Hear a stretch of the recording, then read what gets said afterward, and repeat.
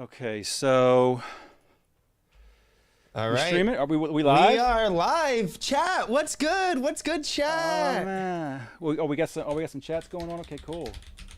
Yeah, I want to make sure I can see those because there's so much going on here. Let's see. Let me go full screen on this. Can we get a hey chat, can we get a sound check? Can we get a sound check? Check, check, check. Oh, here we are. I see. Yep. Isn't that pretty cool, bro? Yeah, man, looks good. Yes, it's definitely a cool. Yeah, looks good. What's going on, man? So we got people coming into the chat, and we're gonna just like kind of go at it. Let's see what we got here. Yeah, we got Andy in the chat here right now. Okay, yeah, okay, of course, Andy. Yeah. Okay, there it is, right there. That's what I was looking for, right there. Oh, Rick Ruby says we're good. Good. Yo, chat, where are you guys watching from? Where's everybody watching from?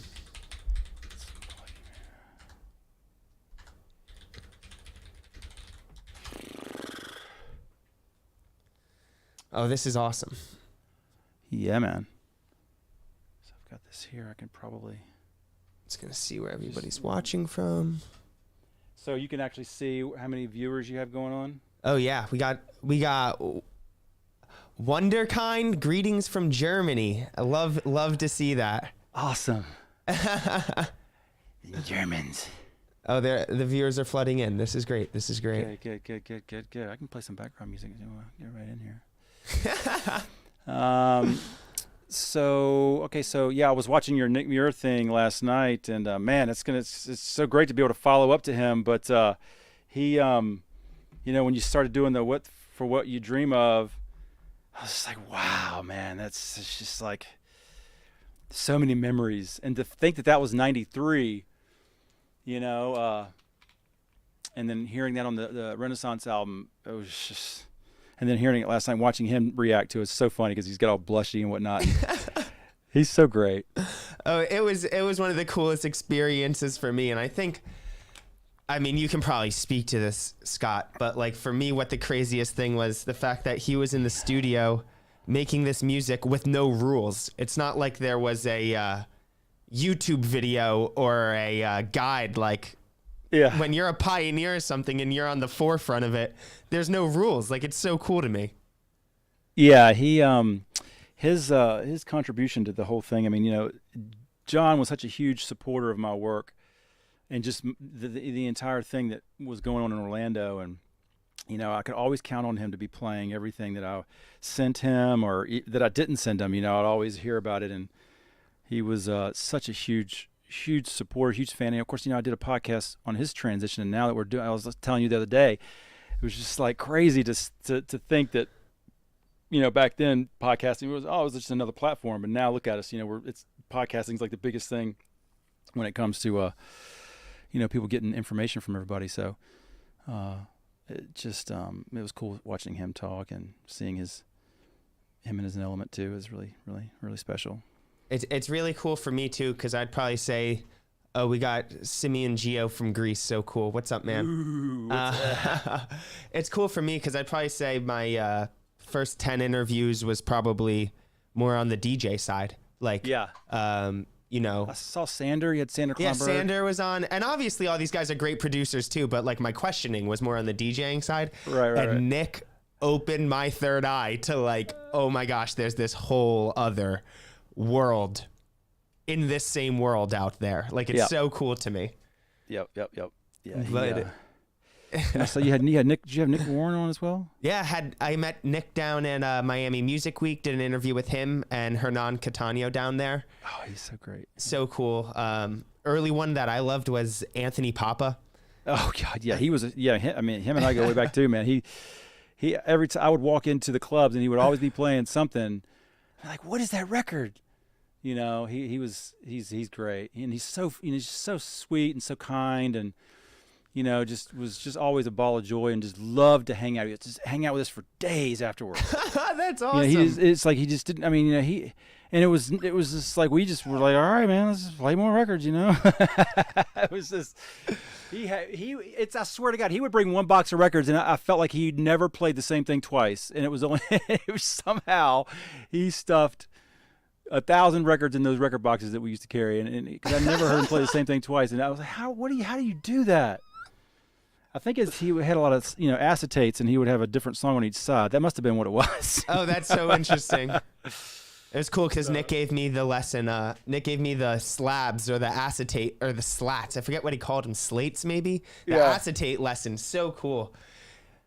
Yeah, I've got my record collection's in the other room, but there's something about the smell of those things, that just it really brings you home, and I would always rob Sasha of his acetates because he would always come over straight from England and he had all his. Because he would get all his slates done from 777, and I'd be eyeballing him. He was very, very generous with his slates. Well, to say the least. I'm so stoked to get into all of these stories. What's up, everyone out there watching? You're back with another super progressive interview, and today I am so stoked because we're continuing our interviews with legendary producers. And today we have none other than Justin Scott Dixon. We have Voyager on the stream. If you would have told me this was going down 2 months ago, I'd have been like, shut up, like not a chance. And it's just so cool how, shout out Andy Ammo Schneider for connecting us. Absolutely. Yep. And shout out you, Justin, because sometimes these interviews take months and months to organize, and producers and DJ schedules are insane. And I'm like, dude, you want to do a prep call tomorrow and an interview the next day? And you're like, bro, yes, let's do it. It's awesome. Yeah, man, I'm really excited about that too, because I love it when someone's ready to go. Let's do it. Like it's just in the moment. It's fresh. You're not like waiting forever to get it done. It's like, let's do it. Yeah. It's that whole rush of just kind of getting it dialed in. So yeah, I'm really glad to be here. You're so kind for that. I really appreciate your effort, and I'm looking forward to just really kind of opening up the floodgates with regards to everything you and I talked about the other day, and just kind of sharing with the world everything that's happened for me and what I've witnessed with music and everything that's going on now. And man, I'm really excited to do this and play some good stuff. I got a lot of new music to play, and love playing some older stuff too, to just kind of get some some story behind a lot of this stuff. 'Cause a lot of it's just it's never been released digitally, so it's all on vinyl still.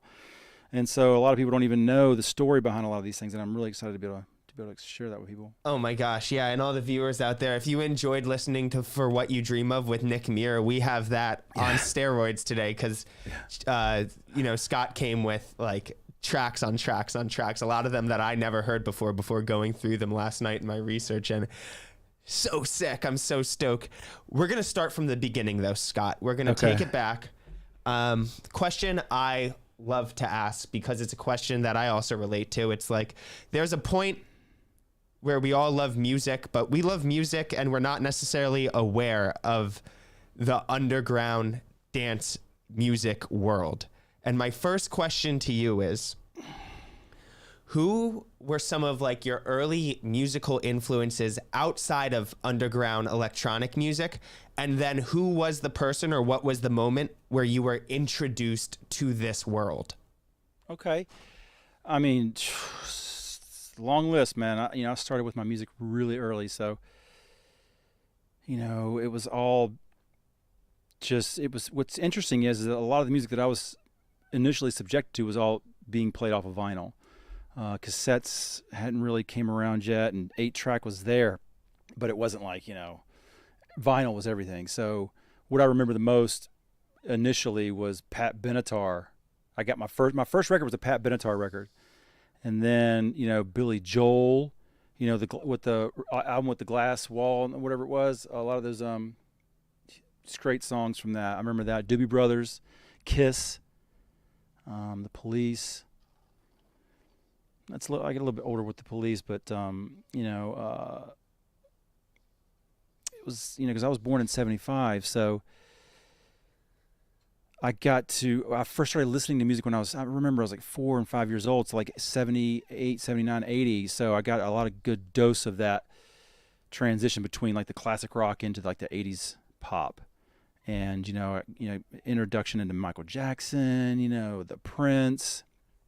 I think one of my favorite songs in the early '80s that I remember the most is the Shaka Khan, "I Feel for You." That was like my first electronic music love. I just loved that song, really. And when I play that song on the drums in the other room that I was showing you the other day, it just like comes natural to me, man.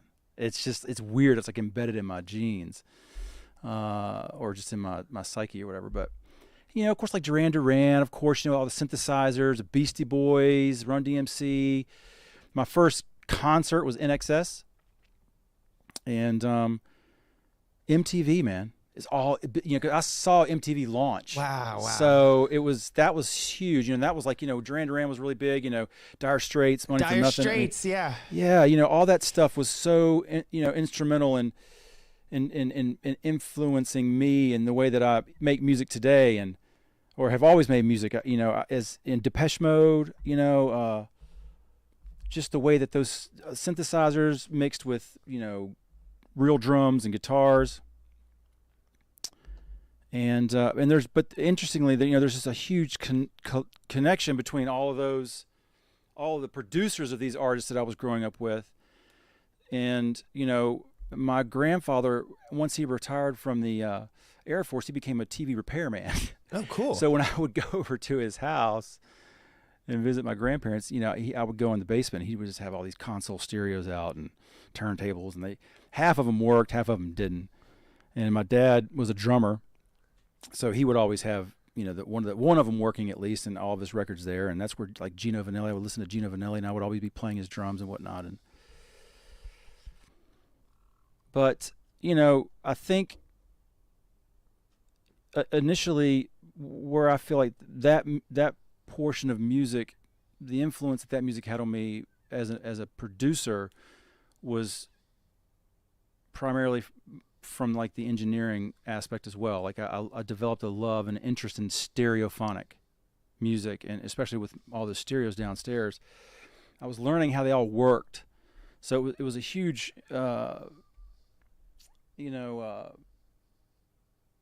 influence on me with regards to just the engineering aspect, the technical aspect, and then just hearing things in stereophonic. And it just when I first saw a DJ booth at the skating rink, I knew that's what I wanted to do. Oh, no way! I was hooked, man. I was like, so is this like a roller disco? Mm-hmm. I was living in Gainesville, Florida with my dad at the time. I was 9 years old, and my brother came in town for like spring break or something like that. And my brother had lived in Gainesville with my dad prior, me moving there with him. So he had been to the skating rink before, and I had never gone. So we went together for the first time, and this place was amazing. Well, at least I remember it to be. They had there was obviously they had the DJ booth, but then the ceiling had these, bulb lights, and it was like a music analyzer, it was just like, as a 9-year-old, man, it was just huge, it was like, I'll never forget that. Like if I were to make a movie about my life or something like that, it would be easy for me to replicate that because it's so burned in there. But I remember seeing the DJ booth, and I was like, I saw the mixer and the two turntables, and I'm like, it was like a spaceship to me. And then of course being able to have that power to be able to have the volume in control, having the control of the volume, just the sound system and all the stuff that I played with at my grandfather's house and the stereos, and then I was always on the hunt for music, and Madonna was really popular at the time. And when I say these artists, like people think, oh, Madonna, but it's the producers of this music that I was really drawn to, like Shep Pettibone, a lot of the producers that were behind all of that pop music were just, that's what I was hearing. I wasn't hearing Madonna. I was hearing the drummer of Like a Virgin, it's like I was hearing the drummer on, Duran Duran, Roger Taylor, and I was hearing all this complexity, and that's what I was really drawn to that. So are you sorry, I was just wondering, are you like scanning the liner notes? Like, are you, when you get this music, to like find out the people behind the sounds? Well, not necessarily, but my recollection of it back then was, that's Madonna, obviously. But for me, it was about, okay, no, that's Madonna, but this song by Madonna sounds really good on my sound system, you know? And then, of course, as time went on and I became a music producer myself, I started to pay more attention to all that. You know, it became more about the producers than the artist. Because at the end of the day, it was all, for me, a lot of what was important about music for me was how good it sounded. And I was always drawn to the vinyls or the songs on the radio that just sounded the best. And ironically, in Roanoke, Virginia, where I grew up, it just so happens to be that the broadcast network conglomerate, or I guess industry there, was they were like state of the art. And I was very fortunate to experience what good radio sounds like. And if you go on YouTube and hunt, you'll like, even Niels Fromm, for instance, like modern, he's even using broadcast grade technology in his rig, because that's of the highest quality stuff, you know. And it just so happened to be in Roanoke, Virginia, K92 and Q99 and 96.3 Rock, they were all using, like, you know, the best stuff, and they just had the great transmitters. They had really good engineers. So that was a huge influence for me as well. Like when I would hear On the Run, like for instance, on K92, the weatherman was David Lee Michaels, all right? And he would play On the Run as the music in the background when he was reading the weather. That was my experience as a child. See, that, I mean, that's huge, man. Like, I mean, that's a massive influence over me. Hearing that stuff, you know, I didn't know what that music was. I thought it was just some, you know, whatever. I didn't think of it as a song, but it was Pink Floyd, you know. So it was like I was subjected to a lot of really, really creative people in the radio world, as well as like the engineers in that region were just top of the, you know, they were top notch. They were fanatics about the process of broadcast audio and the compression and the dynamics and the EQ and just the way the mic sounds, you know, and they get all, you know, there was a lot of that. And and then my mother's husband at the time, he was really into music, and he was always, you know, we would always be driving around. It was always something playing in the car. And I remember the first album he gave me was the Police with, you know, Roxanne on it, you know, and he gave me the tape of that, and I played that thing. I don't know, but I think my first success from an engineer perspective as a child was I figured out how to use walkie-talkies as speakers. So I had my little tape deck that had a little mono speaker on it, but I had these walkie-talkies, and I'm like, wait a second, I can put a walkie-talkie next to this speaker and then put the other walkie-talkie in the other room, and that's my sound system. So I remember, like, there was something clicking there, and then that was like when Rapper's Delight, you know, Sugar Hill Gang, because I had this babysitter that lived down the street, and her brother was a fanatic with vinyl, you know, and he had a really good sound system in his bedroom, and I would go down there to her house when she would babysit me, and we would sneak into her brother's room and play Van Halen, you know, 1984, you know, and it always sounded so good because he had this really good turntable and these two speakers. Ozzy Osbourne, Black Sabbath, all that kind of stuff, you know. And another album that stands out to me too was the Daryl Hall and John Oates album, the one with Private Eyes and all that stuff on there. It was huge. I mean, it sounded so. Their engineers for those guys were great, especially the guys that were cutting the wax, the guys that were mastering it to vinyl. They were really, really talented. I mean, they were really good. So at the end of the day, my entire childhood was just surrounded with really good sounding music. I was very fortunate. And it's no surprise that I got into you know, being very adamant about high fidelity, you know, because it was all around. It was just, for some reason, it was always around me as a child. So, but the musical influences, you know, really didn't really start hammering me until I became, you know, I got my first set of turntables when I was 12 years old. Wow. And they were like just they were two different type of, you know, from Brindles. You know, my dad took me to Radio Shack and I got me a mixer, you know, and I was like, Dad, I need a mixer so all I wanted to do was play one song after the other. I didn't care about mixing, you know, it was just about making it sound as if like I was the DJ on the radio. I wanted to be able to hear the song, you know, start before the other one ended. That was the most important thing to me, and it just fascinated me. But I could backtrack a little bit. My dad had this receiver I think I was like 10 and a half. He had this Fisher receiver. It was back then. It was like that was like vintage stuff. You know, it was like really really high end. And his wife at the time, her daughter was married, and her husband came over, and I was upstairs trying to figure out how to record the tape because I had the turntable, but I wanted to figure out. I didn't know how to get the signal from the turntable to the tape machine. And he came up and he helped me, and he showed me how to connect the tape machine to the record outputs. Well, he left the room, and my mind just went. Phew. So then I figured out I could hook the tape player up to the outputs of the tape player to the record outputs, and now I can play the tape and the turntable at the same time because the preamp was designed to where the record it was all wired together in such a way where it was like I didn't have control of the volume or anything. I just had a master, but I was able to play two sources at once that summed them together just by whatever the way that it was engineered. So that was my first introduction to being able to play things over top of each other. And my dad had a really nice set of Wolferdale speakers, and they all got destroyed from being kids. But at the end of the day, my dad was huge into just always having a good set of speakers and an amplifier. And of course we had always for a long time we had a turntable, but as time went on it was a tape deck, and then of course laser disc and all that kind of stuff. But when I got my first set of turntables, I remember the first 3 records that I bought at the record bar. It was Nina Cherry, Buffalo Stance. I don't know if you know that song. It was a Slick Rick children's story, and at the time, it was the Batman movie with Jack Nicholson came out, so Prince did the soundtrack, so that was Bat Dance. Oh, cool. So, cool. And at record bar at the time, you could buy 3 records for $12.99.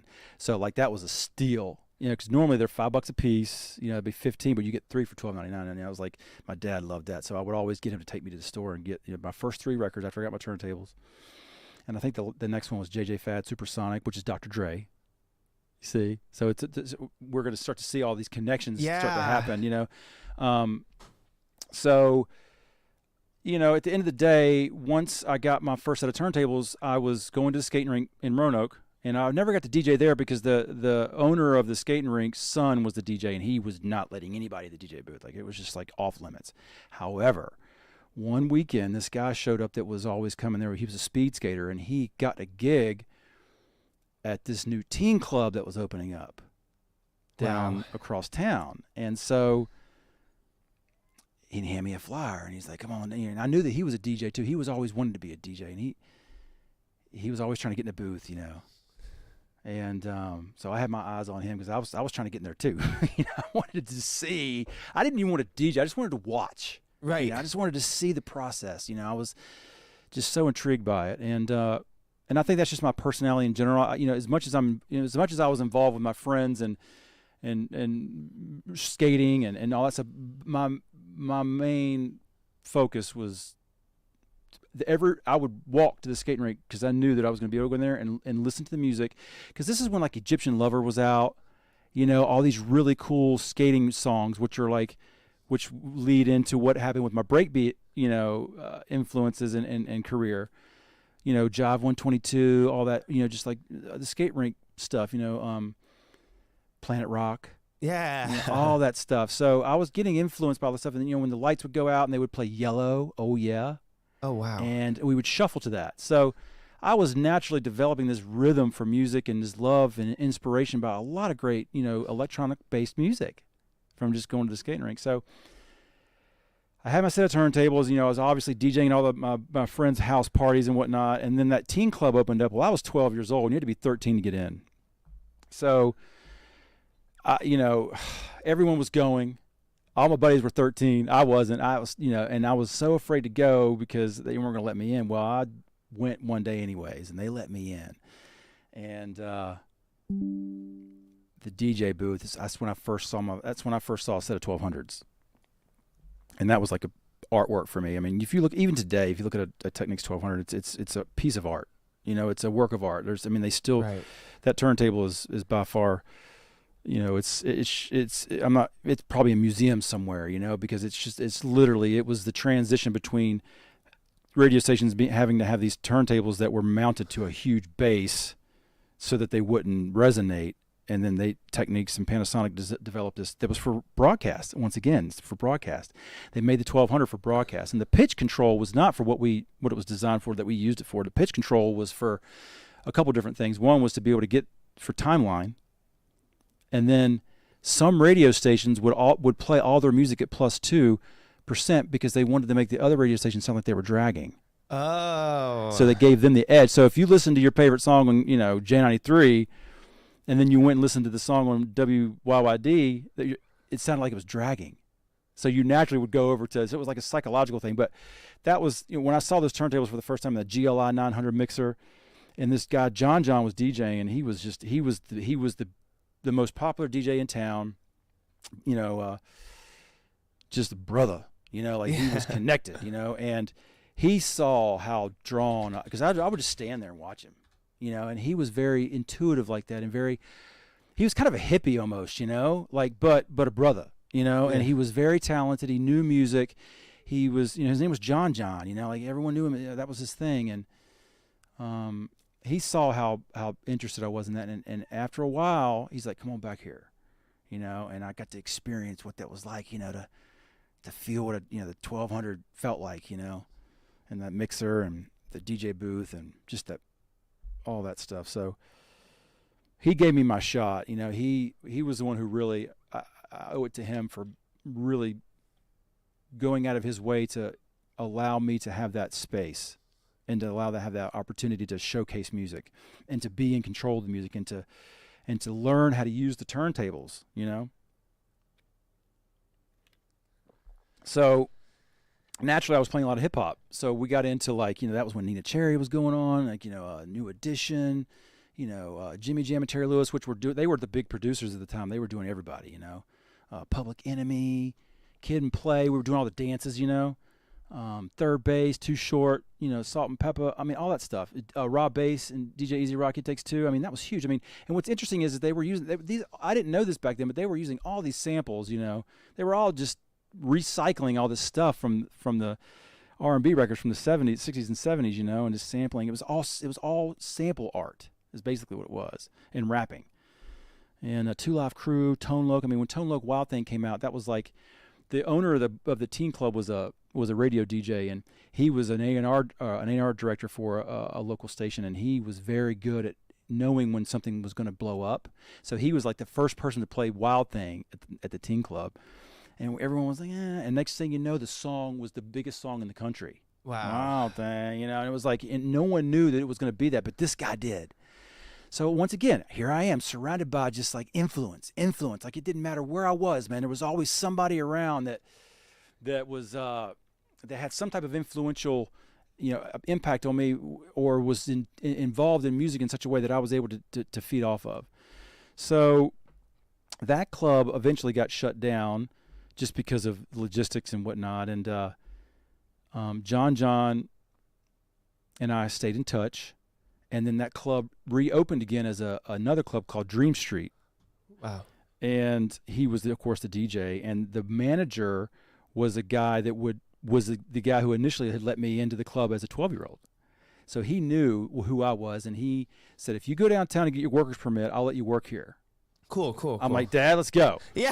I was 13 and a half years old, and I was downtown in front of the judge. I need a worker's permit so I can DJ at the nightclub. So I got one.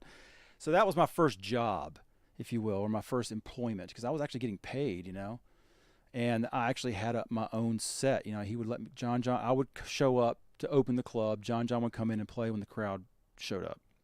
And it was all black people. I mean, just nothing. It turned into a full-blown urban club, and all we played was hip-hop. You can't do that nowadays. Like that's like if you're running a club and a DJ comes in, he's playing all that hip-hop, you don't do that, because it's just going to create a place that's just going to be nothing but trouble.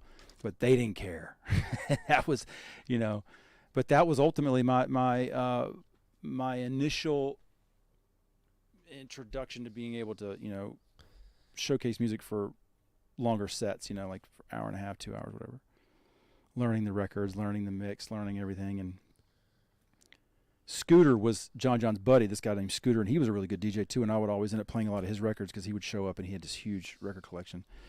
But he was the one who couldn't stand that I was back there, but he probably had more of an influence on me than John did, just because he didn't want me back there, so I was naturally, yeah.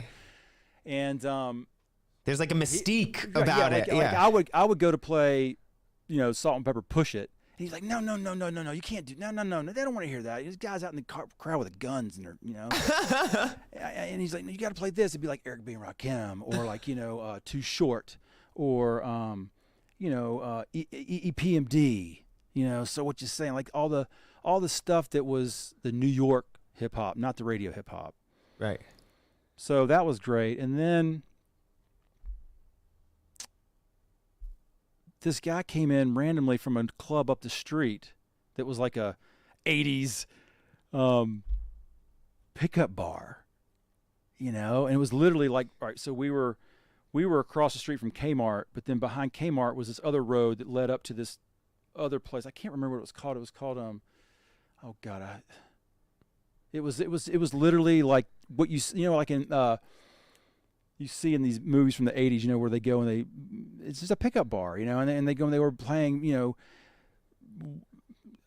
Caucasian music, white people music, pop music, and this DJ there for some reason came down to Dream Street, and he brought his Ultimixes with him. You ever heard of Ultimix? Okay, so Ultimix was this remix service out of Greensboro. They were owned by this guy Bradley Hinkle and Les Mazingale.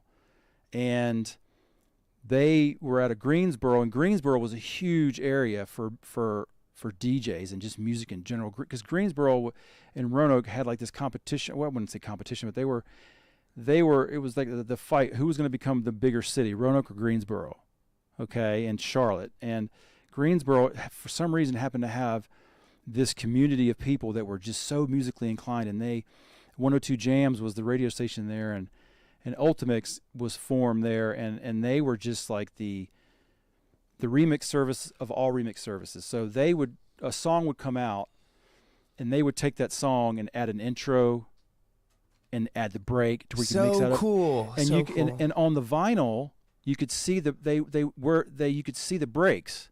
So it was very intuitive, and that was the only service out there that actually, because the guy that Bradley, who owned the company, who started it, he was a mastering engineer. He was the guy who cutting the lathe, and so he came up with this technique of when they would do the remixes, and they would have they had the intro, which would be like 32 beats or 64 beats, whatever they felt like it needed, and they would go into the verse and then the song and the chorus, and then it would have a break so that you could mix out of it. Well, he did something on the lathe to where it created a line to where you could see where the break was coming. So the DJ would know beforehand when to mix by visual, instead of it just being like just the groove. So that was a huge thing for me visually, because I could see the where it was time to mix, like when it was going to, because that was the big thing back then, was just mixing, the beat mixing and whatnot. And so this guy came in and showed me the Ultimixes, and that was like my first introduction to, I guess, to being into production. Because, these guys were taking songs that were popular on the radio and completely converting it into a remix, and doing everything that I wanted to be able to do in the studio, or what I was trying to do with turntables. They were doing it in the studio with tape machines. Well, right after that, I met this guy, John Russell. He was the program director over at a country radio station. And his dad owned the radio station, and we were all out one night and out late, and he's like, "Let's go back to the station." And I'm like, "What?" And so we went back to the station, and he had keys. It was like 1 o'clock in the morning, and there was this old fat guy there in the control room DJing, the late guy, like the midnight shift. Yeah. And so instead of going into the control room, we went into the production room where they make commercials, and there, once again, here my life changed, because that's when I saw reel-to-reel machines for the first time. Oh, wow. See what I mean? So that was huge, and there was a 1200 there, because the 1200s were obviously for broadcast, so they had all that stuff there. And they had these mixers, with like big knobs on, like stuff you would see like, with Johnny Cash, when they, or like Elvis, that they were mixing the albums on with, then, the big knobs, and they didn't have faders, that was like faders were a new thing. They, this station had all this older, stuff, but So John introduced me to splicing tape, recording a little bit of a song and then recording and then stopping the tape and then recording the next piece of the song, letting it go through, and then stopping the tape and rewinding it and splicing it where you wanted to cut it. Wow. And you mark it, and so that was like really my beginning into like remixing and whatnot. And that really kind of gets into where, as a DJ, I started to become more involved in the production of music and being able to play my own remixes. And that's where, getting into the music like, Clavellis and Cole, which was CNC Music Factory, they were huge at the time. They were doing a lot of great remixes, and they were a DJ crew out of New York. Some of the music then was like Ace of Base, which the producer was Max Martin, which is now producing for Coldplay, and John, they're working with John Hopkins. So I see we're seeing all the threads are happening to me already back into early 90s. Early 90s. So, and then, like U2 Lemon was the Perfect Image was a Paul Oakenfold thing. So I was starting to play all this stuff that was coming out that was, it was sort of like techno. But it was house music. It was just a lot of stuff coming from Miami and New York, and it was a lot of influence from Europe, obviously, because what was going on over in Europe was like, what Sasha and John were doing all that stuff over there with the uprising of the whole house music and like, what was it called over there? That not Barbarella, but Hacienda. Yeah. Like all those DJs over there. So they were ultimately the pioneers of showcasing this new type of music that was like, it was radio music, but it was, extended, and it was it was like not really, it sounded like it was from the radio, but it wasn't. You never heard it on the radio because it was like, it was underground. I wouldn't say underground, but it was, new age, or, it was not something that was played on the radio, but it sounded like the radio, but better. It was cool. It was unique. So that's when I got introduced like New Order and Seal, and which New Order ended up being the song Blue Monday. The kick drum ended up being one of the kick drums that I used throughout. That's my awesome. early career. You know what I mean? So I'm witnessing all this stuff, but I didn't even know this stuff was going to happen to me. It was like, it was weird. And then Seal, I was listening to a lot of Seal with Trevor Horn. It was the producer, which was also the co-founder of Frankie Goes to Hollywood. Relax. That song, Relax. Oh yeah, totally. So like there's all these, it's crazy. And then I started hearing Dream, which was Tom Fredericks and Sasha. Oh. And I'm like, 15 years old, 16 years old, and I'm hearing this, and I'm blown away by this stuff, but I had no clue what was going on. It was just the music, And then even Dream, and what's even more interesting is that Brian Cox, Brian Cox is that physicist. Okay, yeah. That we see on Science Channel. Yeah. He was a part of Dream. Oh, no way. Yeah, and interestingly enough, we went to the 50th anniversary of the Apollo moon landing at the Space Center over in Cape Canaveral. So all the dignitaries from the Apollo mission were there. It was a Duran Duran concert. And lo and behold, who's standing next to me? Brian Cox. Oh, no way. I'm already, I'm in my 40s already. But my point is that you see what I mean? Like there's this whole weave of like, my life has just been consistent of just like always being around something with regards to what happened in my world with music. So it's really interesting.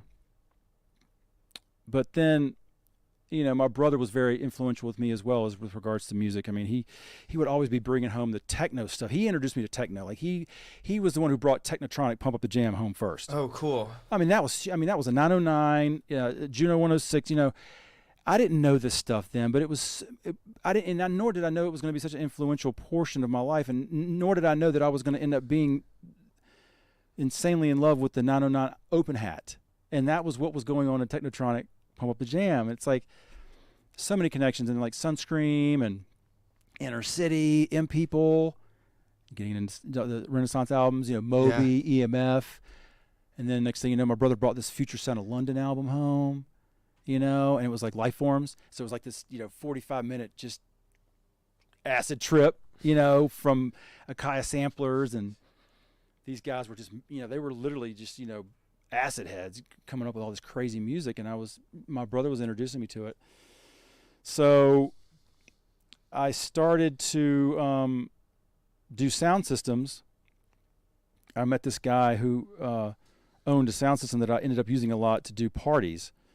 Because I became like the DJ in my hometown that everyone was booking for like their house parties or like their, you know, just their private party type of thing, you know, where they wanted a DJ to come and play. Where were you living at this time when you started getting booked as a DJ? So in Roanoke, Virginia. Nice. So it's like Southwest Virginia.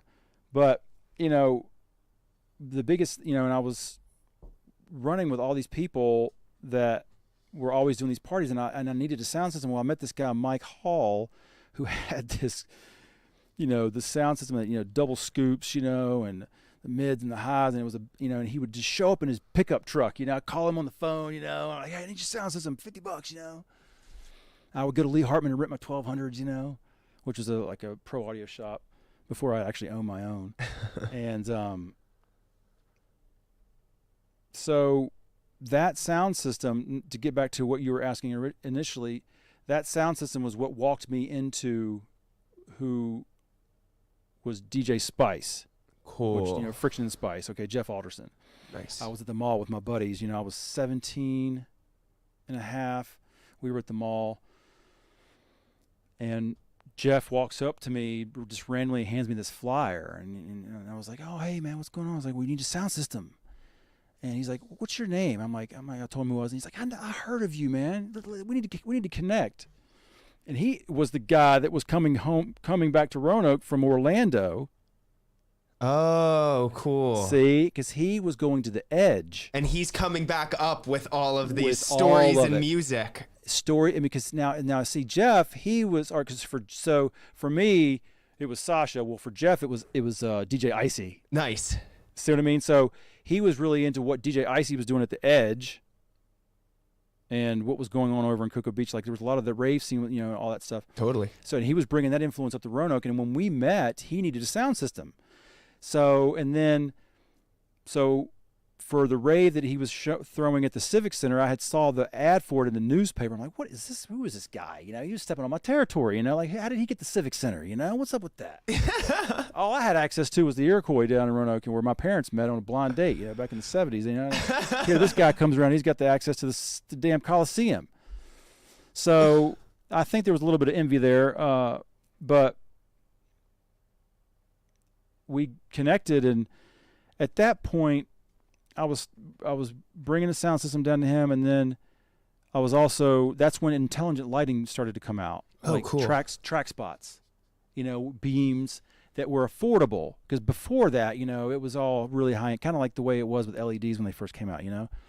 So they started coming out with these, you know, these lights, and so now I'm starting to not only am I bringing the sound system, I'm bringing the light show to the raves, and met up with this guy Neil Nance, who went to school with Jeff, and you know, we all just kind of created our little, Jeff was the promoter and the money guy. Neil was a promoter, and he would always be the one bringing all the, you know, the bad things. And then I was in control of the sound system and the lighting. And then Jeff would be bringing all the DJs in from Orlando, which was Chris Fortier. Oh, no way. You know, DJ so Icy, cool. AK1200. Dave Canalte, Kimball Collins, all the guys that were on the forefront. Jimmy Van M from Orlando, because he was when he was in Orlando, he was out with those people. And back then, it was like wherever those guys could go to play music, they were going to go. They didn't care.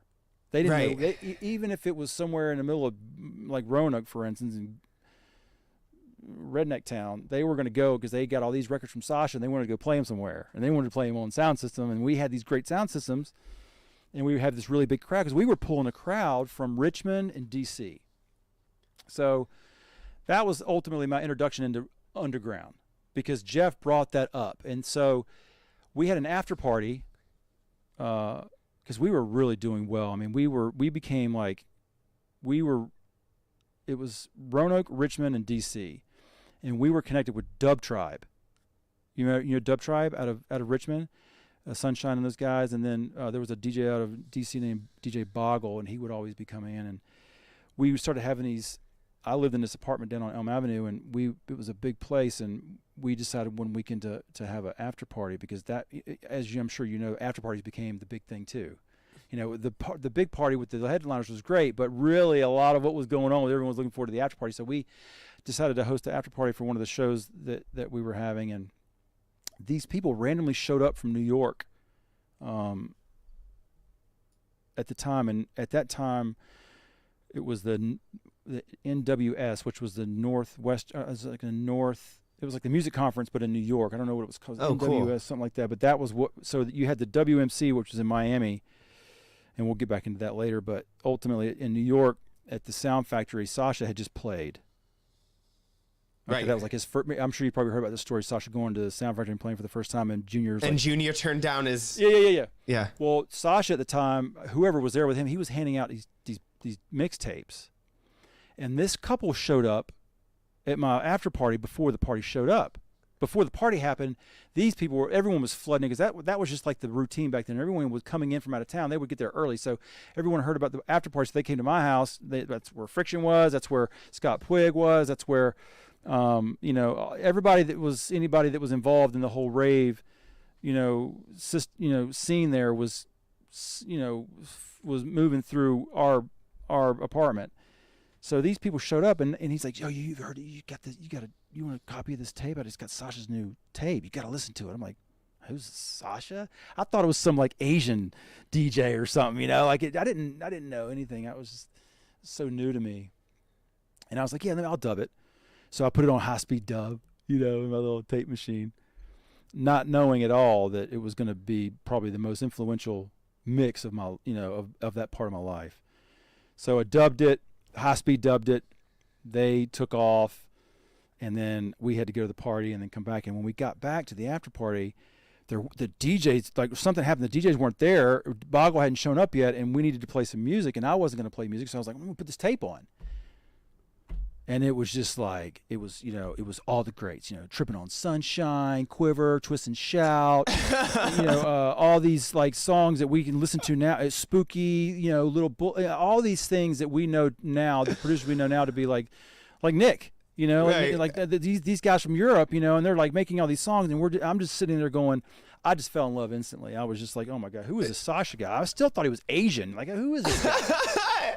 And you have this little tape, like, oh my gosh, let's it was go. gold to me. And then, Yeah. of course, my buddy Scott Puig, he was drawn to it too. And next thing you know, what I remember the most was coming out of my bedroom, because I was playing it from my bedroom, and the DJ Boggle still hadn't shown up yet, because they were still down at the club, and people were still coming in, and I had the speaker out there, and I remember these three guys literally hovered over the speaker that I had wired out into this other bedroom, and they were just, and for me, the visual for me was that these guys were from out of town. They knew what they were listening to, so as much as I enjoyed it, that told me something, Right. even more, because these guys were like, they were just glued. They were all huddled over this little speaker, and you couldn't peel them away from it, because what they were hearing was just magic, And Right. I've actually got that mixtape.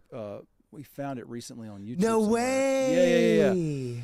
Because it was that significant. It was a big. I mean, it was back then. That was what you did. You put out your mixtapes, and these people found it on the ground, Right. at the club, at the Sound Factory. No one cared about Sasha at the Sound Factory. All they wanted to hear was Junior Vasquez. So It's so crazy to me, not to cut you off, but how quickly time moves by in the expansion of underground music, because like Sasha's at Sound Factory. Yeah. No one really knows what's going on. His music's turned down. There's cassettes on the ground that people are turning up. And 2 or 3 years later, he's back. Sound Factory's now Twilo, and it's the hottest residency in the world. Like, it's just so crazy to me. yeah, and so I still don't know who this guy is, and I've got this tape in my car, and I'm listening to it, and I'm hearing it, and I'm literally imprinting all the songs on this, and I'm like, this is the first time I've heard someone mix in key. Oh, nice. So I didn't know what that was. I mean, all I knew was BPMs and just, playing the right song after one another. I mean, I was never mixing in key for the longest time until I got influenced by this, So it was just all magic to me, man. And, and hearing, and a lot of those songs were so influential, like Pizza Man, which was Norman Cook, Tripping on Sunshine, and the Dream songs, the Quiver, John Graham, and then all those guys that M People, all the remixes of the stuff that was on the radio that people were all the producers that were creating the music for the radio were creating this other music that Sasha was playing and doing all these remixes of it, like Dream, and who else was it? I've got this list down here. It was like Oliver, Underworld, William Orbit, all those guys. So cool. I was like, Jeff, who is this Sasha guy? Spice, Yeah. I was like, oh, that's Sasha, man. That's DJ Sasha. He comes to Orlando all the time. Him and Kimball are, Kimball and Jimmy and Dave Canalte. I'm like, was he Asian? And he's like, no, he's from Europe. I'm like, oh, okay. So that was the beginning for me with regards to that. And then I started listening to BT. Nice. BT was a huge thing, because that was always Sasha's thing. He would always showcase, he would always bring somebody up from BT. Was this guy from DC? Yeah, was that going to say? Was that like in your network? Since he was in DC? Well, not really, because he was like an up and coming guy, but he was more of a musician, right? And then he met, and he was just doing electronic music. But then he met Sasha, and they did Embracing the Sunshine release, and Sasha basically founded this guy. And then brought him into the world of what it was like to make music for his crowd. So and then DJ Taylor started working with Beats. They were doing that. And so Calling Your Name was a big deal. And then I met Scott Shapiro, which was the main record guy. So in Orlando, there was Jimmy Van M, Scott Shapiro, Kimball Collins, Dave Canalte, and they were all like the record hogs. They were the guys that were getting all the records. Right. And Scott Shapiro and I really hit it off. He was just so supportive, and he would always send me CDs, and he would send me the CDs with these cuts of the acetates. The first one he sent me had B as One on it. Sasha B as One was Maria Naylor or whatever, and then it had Calling Your Name, and it had a few other ones on there, Direct Me, all those big songs. And so the rave thing that we were doing in Roanoke basically got out of hand, and the city got sick of us because all the kids of the women that were the mothers that were going to the PTA meetings, their children were coming home at 5 o'clock in the morning all bug-eyed. Right. Where you been all night? Well, we've been down to Iroquois at the rave, and it was such a new thing back then that now we're troublemakers. Yeah. So Jeff and Neil decided to take off to Orlando to potentially become promoters down there and get a part of that scene, because we had been so successful in Roanoke. Well, here I am. I wasn't really. I was kind of like I was younger than them. I was almost of a different, like if they were seniors, I was like a sophomore. Right. So I was kind of like left behind in a lot of ways. Him and Neil, they grew up together and went to school together. So they went ahead and took off, and it broke my heart, man, because now I'm left back in Roanoke, and it's like it was just one of those things. But they went down there, and obviously they tried to be successful, but that market was already taken over. It was Bevan O'Neill, Jimmy, and Kimball, and there was no room for anybody else. Right. So. And Jeff already had a footing down there prior to that, but Neil decided to come back and further his career at Stage Sound by becoming one of the lead, engineers there, sound system installs, lighting install. He became very involved in that. So because of that, Jeff needed somebody else to basically rent Neil's room from him down in Orlando. Well, he came back up. During all this, I had acquired a computer, my first 286 with 1 mega RAM. It's cool, and Cakewalk's software, and then I had acquired a sampler. So I had while they were away in Orlando and only coming back every once in a while to do parties, I was heavily involved in the studio making my own music. Right. And Jeff came back one weekend, and I had just gotten down to the club. I had just before I got to the club, I had just come from a studio over in Salem, Virginia, which was a guy who had a studio there. He had a CD burner. Oh, cool. Like one of the first type of CD burners. Yeah. I had a DAT machine at the time. That was all I had. So I needed to put my music on CD. So I went and put it on CD, and then somehow that night I played one of the songs that I just produced, and Jeff was there. Spice, obviously it was, he was the promoter, and the track just blew up.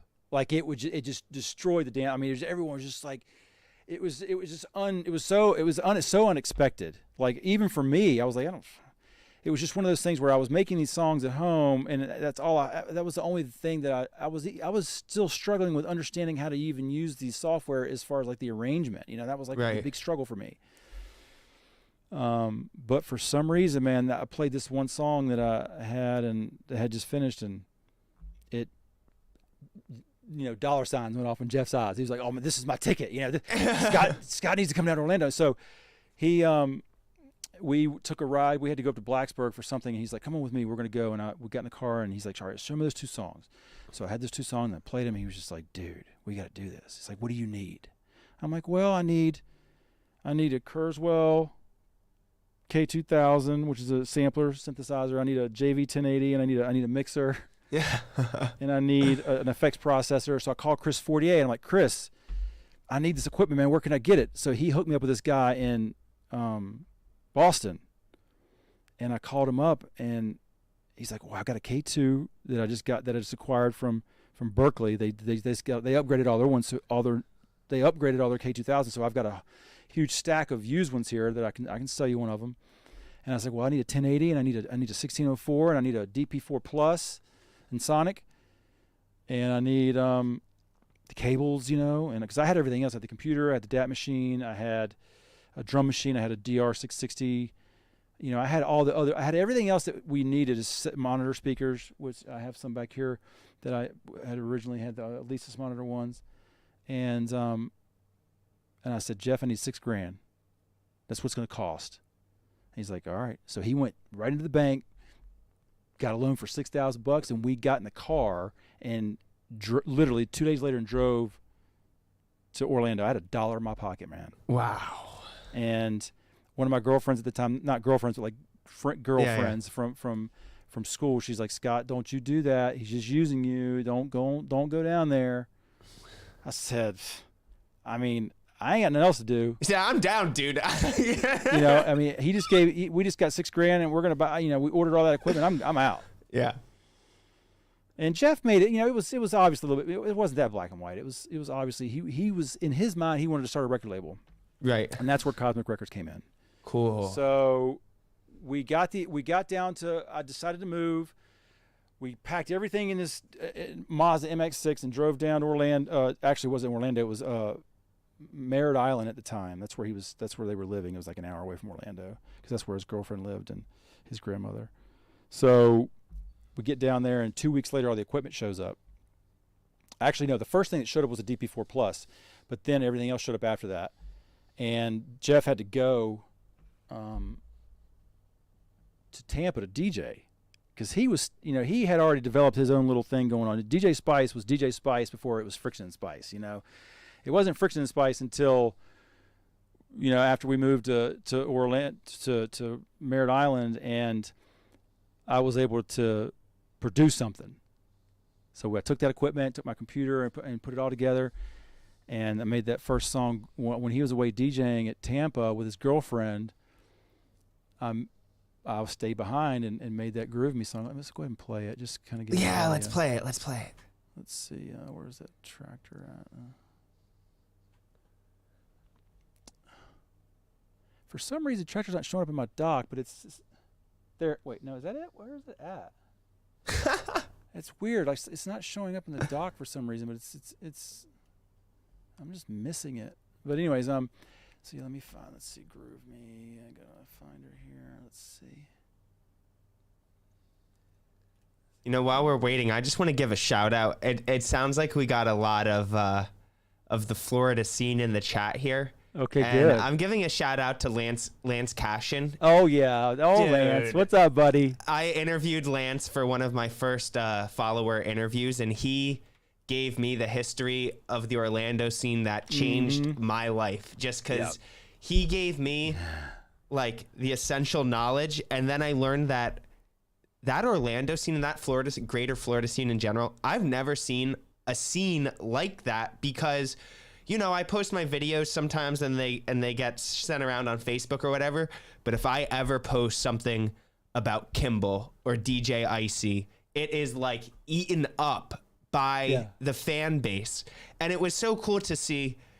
I got to give also a huge shout out, you know, to you, to Lance, to Jimmy Van M, to Chris 48. There's something in the Florida scene that makes John Debo was down there too, and he's been such a resource to me.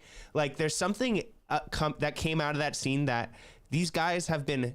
They're such famous, huge DJs, but they're so cool to me, and it's just awesome. I'm just like, shout out Florida scene, you guys rock. Oh yeah, I got this. This is sick. I'm trying to figure out. I gotta change my mixer so I can hear it. Hang on a second. So you're hearing it right now? Okay, so let me switch it over to. There it is. Okay, so I'm gonna mute you. All right, can you hear yourself? Are you bleeding? Oh, I gotta turn you off. How's that? I'm good. Okay, cool. Okay, yeah, so this is groovy. So yeah, obviously, you know, it was one of those situations where I was still learning how to use a lot of this equipment. This was you know, something that was, it was basically, this was like a track that came out or turned into Groove Me because of me just like learning how to use all this stuff together, you know, and ended up being one of our biggest records. So Jeff came back from Tampa and he's like, all right, what do you got? You know, and I didn't even I was like, I wasn't into what Sasha was doing, you know. I wasn't into DJ Icy. I didn't care. But for some reason I you know, I had this ability to tap into what Jeff wanted. And this is awesome, bro. Yeah, this is the right now we're listening, that's the Novation Bass Station, which was a huge synth that had just came out. It was emulating the 303. But you know, all these break beats are from what I grew up listening to with Sugar Hill Gang and, you know, all that stuff. So, but so cool. Yeah, I mean, it's insanely cheesy. But I don't think it's cheesy. I think it has a groove. Oh no, I mean, what I mean by that is that it's like for what that sound was, it was huge. It was big. It was a big deal. It really resonated with a lot of what was being released at the time, but also brought a new, fresh. I felt like it brought a fresh flavor to everything because everything was icy and everything was, you know, Rabbit in the Moon. And here we come in there and it's like, what is this piano groove? Because a lot of the piano stuff would only be coming from Europe, and you know, it's real simple to play on the keyboard. But and there's a needle on the record from the because I grew up listening to Mars, you know, so it just all made sense to me. This is my favorite part right here.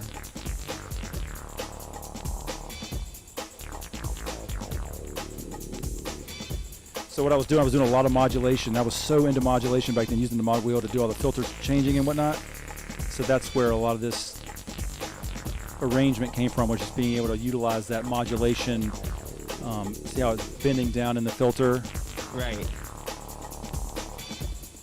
And also just being very free and very playful with the keyboard as far as being able to create these cool bass lines and whatnot. And then all these pianos that are coming up were influenced by a lot of the Stress records that were coming out at the time. Cool. Yeah. And mind you, this is 134 beats per minute. You know, so it's like beyond fast. But you know, Jeff would usually play at like -2, but we heard this song for the first time at Firestone. It was so funny because D Extreme, he's the late D Extreme, he passed away a couple years ago, but we took this record down when we got the promos and took it down to Vinyl Frontier, and D Extreme always had this bad attitude. Oh, this is shit, you know, this is never gonna go anywhere. And then the next night we go to Firestone and he dropped it, and it was just like the biggest song of the night. Oh, that's awesome. And the fact that it was even bigger because it was made in Orlando, and you know, at the time Chris 48 and his buddy Neil Colo, his producer, they were making these records with the piano stuff, but this one wasn't 4 on the floor, it was breakbeat. So it was like, it became an instant Firestone hit. And especially when Derek played it, because he would always mix it up with Uberzone and sick. all that kind of stuff. So it always worked when Derek played it, but everyone else, you know, it was one of those things where a lot of times we also noticed a lot of DJs like wanted to be the one that did play it that night, because it really brought things to Orlando. It was like the Orlando sound. I think we were able to encapsulate the sound of Orlando with the song, with the break beats, the piano, that vocal sample. You know, it's out of key as it is. It's like it was just that was Orlando. It was like a native song that we could all relate to. And it was supported by all the DJs. Like, everybody just loved it. Dave Canalti supported Chris. Even when Chris Fortier would play breakbeat, this is what he would play, you know? Yeah, so cool. And this is a really good part, too. This is where I got really nasty with the Novation.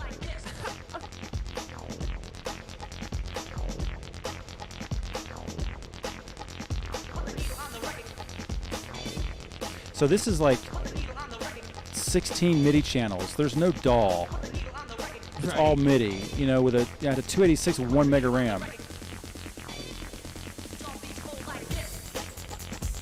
I mean, this was huge on the dance floor. When you heard this on the dance floor at Firestone, I mean, it was just, it never sounded anything like that in the studio. I mean, it felt good, but not like it did there.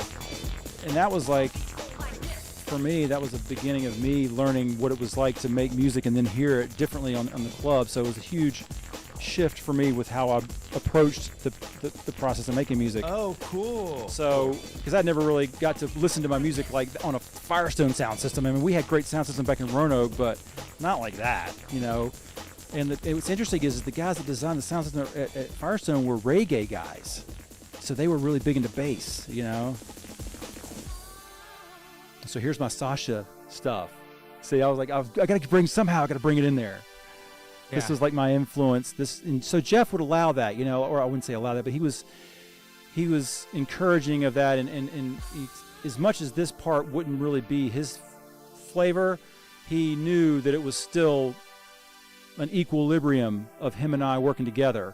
And this is like me playing the same keys as the piano, but with the Selena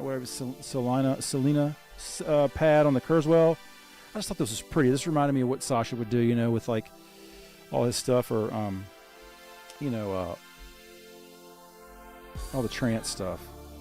Cool. And then see right there, I brought in the Moog bass, which was the Kurzweil. I was very into like just really creating those octave textures, you know, bass, middle keys, higher keys. I had a high string here, the house music high string.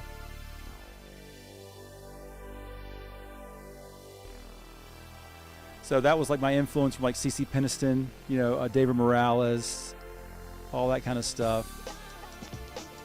But it's very drawn out. But it's really cool. I mean, I love the patience. Yeah, and of course, you know, this was our first record on vinyl, so it was our first experience of getting the dub plate back in and testing it and learning that whole process. You know, we went with A&R over in Texas.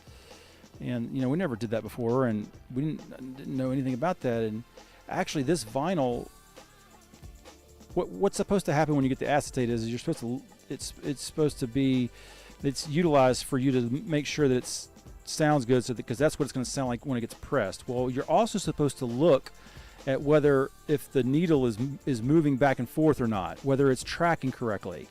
And we didn't know that. The only thing we knew was, does it skip? Does it sound good? Done.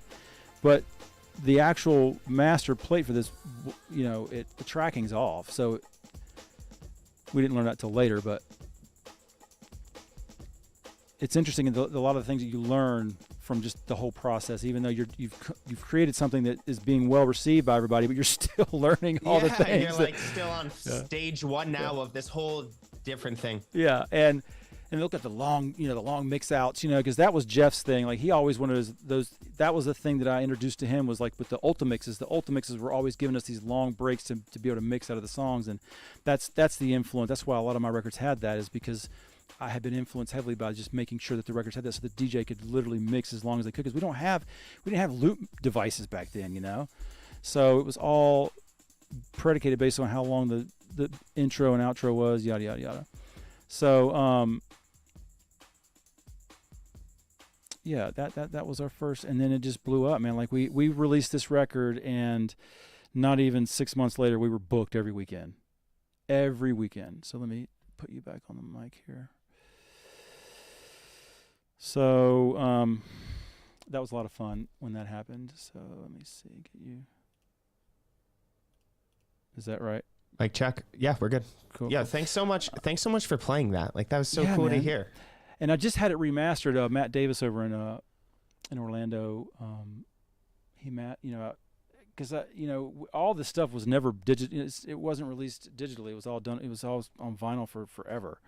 And so when I decided to finally get it all mastered, I went over to Matt Davis, and he did the mastering for that. So that was a lot of fun to do that and see that kind of brought up into the world of, because we never mastered back then. We didn't do any mastering back then.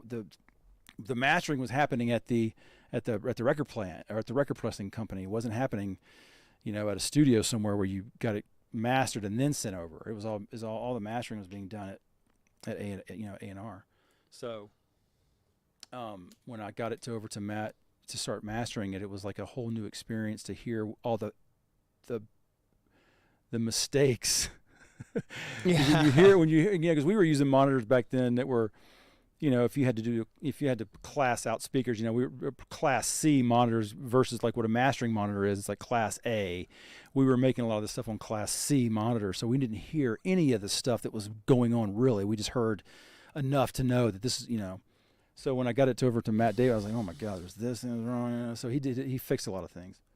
Oh, really cool. So that was huge for us. I mean, that was a big thing. Yeah. And then from there, Jeff and I just started making more of the breakbeat stuff. And then, when Jeff would be gone, I would be working on, obviously, we would finish the Friction Spice thing. And then I would do something. And that's what I'm going to play next is a track that I made.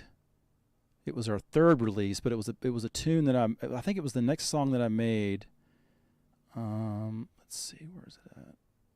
Before I get too deep into this, let's see.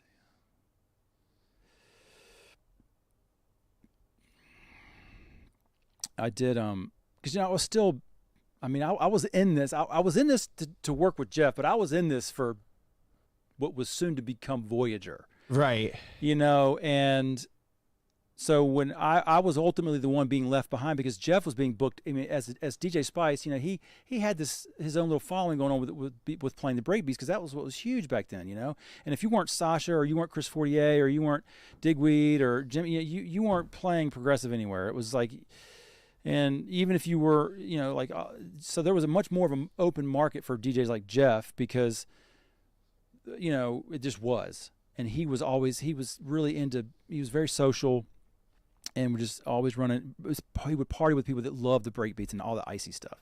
So I would always be left behind at the house to produce the music, and I'm like, that's fine, go. I'm just fine. I want to be by her by myself, and just learn this stuff as much as I possibly can, because that was what was bringing me closer to being able to discover my abilities with being able to get closer to what it is that I wanted to be involved in, which was the progressive,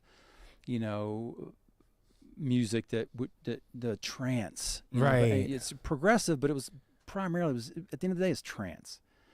So where is, I need to find You Make Me Feel So Good. And I love hearing this version of this song, because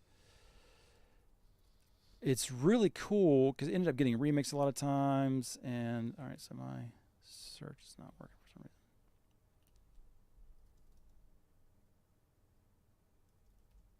reason. Okay, I don't know why I don't know what's going on with my computer. Let's see, where is the folder with all the Friction Spice stuff? Let's see.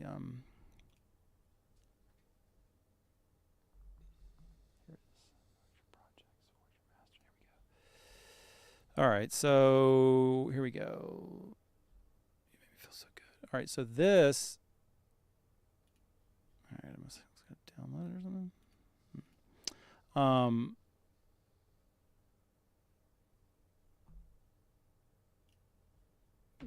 So when we got all this equipment, that was great, but then we were missing something, and so I'm like, well, you know what? So I started talking to some people, and I was like, you know what? We need to get some sample CDs, which were like huge back then. You know, we had some sample CDs, which is where we got a lot of the breakbeats from, and all those vocal samples that we were using to breakbeat, you know, the Friction and Spice stuff. But we didn't really have anything else beyond that. So I was like, Jeff, can we get some of these other ones that are like like Spectrasonics, Metamorphosis, like these other ones that weren't data file, and they were made by other, you know, European, studios. So we got a few of those, and this song has a lot of. When we got this CD is when this song happened. Let's see here. This is a really interesting piece. All right, so did I not unmute you? Are you back to? Are you there? I'm here. Okay, cool. I'm gonna mute my mic.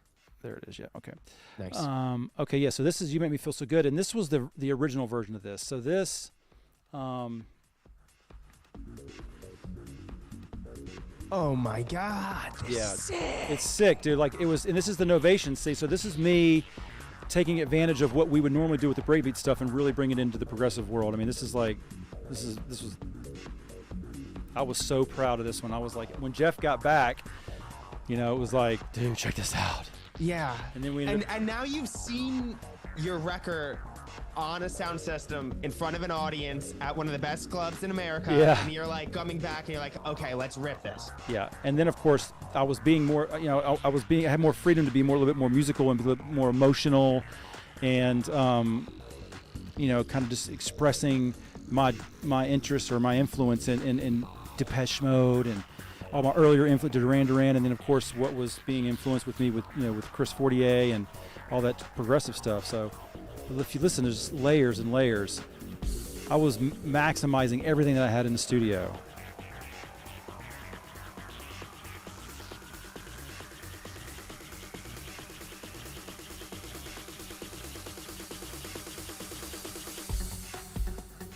This blew up at Firestone, dude. It was finally something that all the DJs could play, like Jimmy and Chris, and it was still breakbeat but still progressive. Oh, and yeah, they it's that perfect blending. Yes, dude, they were so grateful, and I was like, that was basically my end with those guys. I'm gonna say it right now. I mean, once this happened, I mean, I was cool with Groove Me, but now here comes Voyager. You know what I mean? That was basically what was going on. So. And this came out with you as Voyager. No, this actually came out as Friction and Spice. Oh, Voyager hadn't really happened yet. Cool. We hadn't really gotten into that because it's still kind of breakbeat right now. So, but Jeff never played this. Jeff maybe played this twice. We made a remix on the other side that he played, but this was my thing. Well, it's cool to me that you're like coming to this with all of these new teachings and stuff. And because I heard Nick Muir say when he heard Twilo's sound system, he was like, okay, I'm gonna make a track that takes most advantage of this sound system. Yeah. And it sounds like you were doing the same thing, but with your audience. Exactly. You're like, okay, I have this audience and these DJs that have to play this sound. How can I blend that with what I want to bring to the table myself? Right. It's really cool. Yeah. So in this section right here, I was like getting kind of like, this was that moment where, when Sasha would play or Chris or Jimmy, and at Firestone, everyone was just like, what was kicking in, and it was just like, everyone was happy, and it was just, you like that, it was just one of those things. And see, that reverse, that wasn't a reverse cymbal, that was multiple cymbals happening. So I had to do anything I possibly could to make things work. So, and this was all my influence, like that was all from like all the Liquan stuff that was happening from the big trance stuff that was occurring. And I was layering all the pads. I was so into just making things sound musical, but also getting ready for the grunge, for the dance floor. But it was all about the ecstasy, if you will,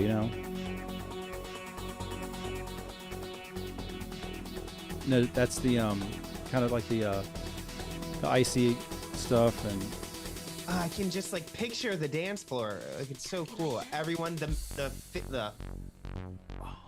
so this was now what you're hearing is what ended up being like the signature of Voyager. I would do all this music, and then just out of nowhere change it up into a big bass line. This ended up. Cool. This is what ultimately became. See, there's the 909 hi-hat, which was a horrible version of it, but it was there for me. But check this. This really goes off right here. This is really cool. It's the drum programming and the arrangement that really makes it work.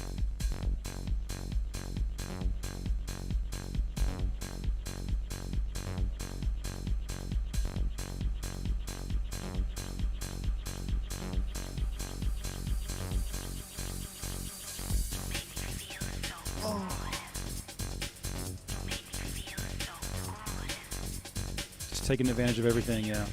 The drumming, a lot of drumming, because I grew up as a drummer, so I was like,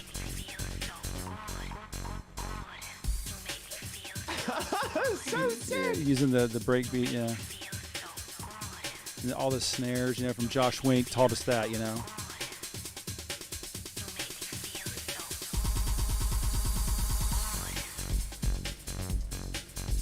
So this was our third release, and it was just as popular. Yeah, it was huge. There's my Beastie Boys reverse, you know. That's yeah. And so I did the breakbeat thing. Now we're going to get into what would be like more of the, you know, the eyes in the back of the head trance stuff that I was so drawn to. I was drawn to all that. There was a label called, there was an artist called Liquan that did all this really cool stuff, and Jeff Nagel and Chris Kraus would come and DJ from Greensboro and bring all this really great trance, and that's what that melody. Yeah, just real simple, but man, it took you there. Like when people would be moving through the club, you know, when you walking into the club, or if you were, you know, just the motion, the movement of the club that was happening. This really highlighted that. And then Keoki was huge on this, man. His sets would really showcase the hypnoticness of this song. Well, it's cool. It's been like, what, 6 minutes in the track, and just from where we were at the beginning to where we are now. It's perfect. It's a journey, you know, and that's how like the whole Voyager thing is starting to be born with regards to me using that name. And so here is like, so there's that new sample CD, those break beats. So I got rid of the James Brown beat, and now I'm using the sample CD. Cool. So, and if you listen to this, you'll hear a lot of this stuff is like what you'll hear a lot of this same type of progression, like the progression in the music in the Voyager stuff as we get further down the timeline. Jeff, like if he would play this, he was already done with it by now. You know, it's one of those things where he got to use it a couple times, but it was primarily something I would use. So this was our third release, and it worked out good. The remix that we did, the breakbeat remix, was okay, but you know, we were getting tired of being in Merritt Island, so we were about to move to Orlando. Wow. And so we were on our way, and then so this was our third release. Our second release was Pure, which ended up being a huge record as well. But the version that came out on the second release wasn't as powerful. I remember the guys over in California loving it, which was DJ Carlos and who was it? DJ Carlos and DJ Hippie. You know, cool. You might know these guys, but they were the San Francisco group. There was a huge San Francisco movement back there, back in the day as well, that were a huge influence. We would bring them over to Virginia to DJ, and what was it? You know, Simply Jeff, Nice. you know, DJ Hippie, you know, Uber Zone, all those guys. They were really into the Pure, the second release. But you know, for me, it was just kind of still that development, learning how to use the gear stuff. There was some cool stuff going on in the music, but it just didn't hit as much as we were hoping. And then the fourth release was the Beat Brothers, so we wanted to get a little bit diverse. We wanted to have, you know, aliases. We didn't want to always release Friction and Spice stuff. We wanted to be just, you know, Nice. we wanted to be different, and that was a really big record for us too. It was like everyone's like, who's the Beat Brothers? What's us? You know, just like you know how like Hybrid has all their aliases and whatnot. So that was a pretty big record. I don't know if that's in here anywhere. I could tag through it just to give you an idea of the sound. I don't think it's in here. Yeah, here. Let's see if it. I need to download all these things. It was cool. It was, you know, another way. It was just utilizing all the technology and just really creating some cool break beats. It's still downloading. Make sure we get that. For some reason, it's not playing. Yeah, I don't know why that's not playing. So that's, yeah, I mean, I can't get into that, but That's all good. so then we got into Orlando and moved into a house over near UCF, which was bigger, and it had a room specifically. It was a house big enough to have each of us have a bedroom and a studio. Oh, wow. And like a big kind of gathering room where we could have our parties and whatnot for people to come over after the Firestone and whatnot. And so set up shop there. And the first people that came over were these guys that were running with Jimmy. And it was AC Trixta and this other promoter guy that was, I can't remember his name. But, you know, Jeff's like, yeah, bring these guys over. They want to work on some music. Let's see what comes of it. I'm like, all right, whatever. And then that's what happened was this right here. It was the Cosmic Duo. Oh no, it's called Trixta. Is it this one? No, it's there it is. Okay, so and what's interesting about this track, let me change. Did I change you back? I haven't changed you back yet, have I? No, it's good. Okay. All right, so now this one there's a huge story behind this. So worked on this. This is a tune to work on with AC Trixta, and we sat in there. He stayed over at the house for like 5 days. He literally parked him over at our place. I think that's really more so what they needed. They needed somewhere for this guy to stay. And he just came in there, man, and he was just rolling the cigarettes and blunts one after the other, and just sat there in the back room and was like, do this, do that, you know, just, yeah, that sounds good, you know. I mean, it was a good DJ, and he was really, you know, helpful in the whole process, but he really helped me push the limits of what we had with this track. And that sample right there, CNC Music Factory, that vocal, yeah, that's from one of their records. And then one of the samples. Oh man. Yeah.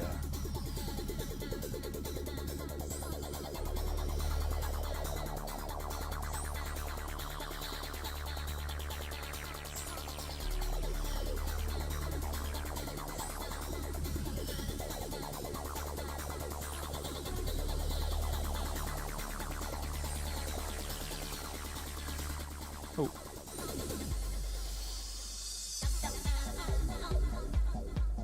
So he was really AC Trixta. I can't remember what his actual name was. I think it was AC is something with an A, Alex or anyways, but yeah, he was really good at arranging. That was his specialty more so than anything else, was like really arranging it. But see that noise sweep, that's actually it's on 7 PM Records. That was a Blue Amazon sample from a Blue Amazon Records, yeah. So this is the record that ended up as our 5th release, and I'll play the other side here in a minute, but Jeff came to me and he said, all right, so we got to have a 5th release. What are we going to do? Because we're still working on another Friction and Spice thing. We hadn't had one, but we needed to come up with Jeff was really good at that, making sure that we had something coming out. Right.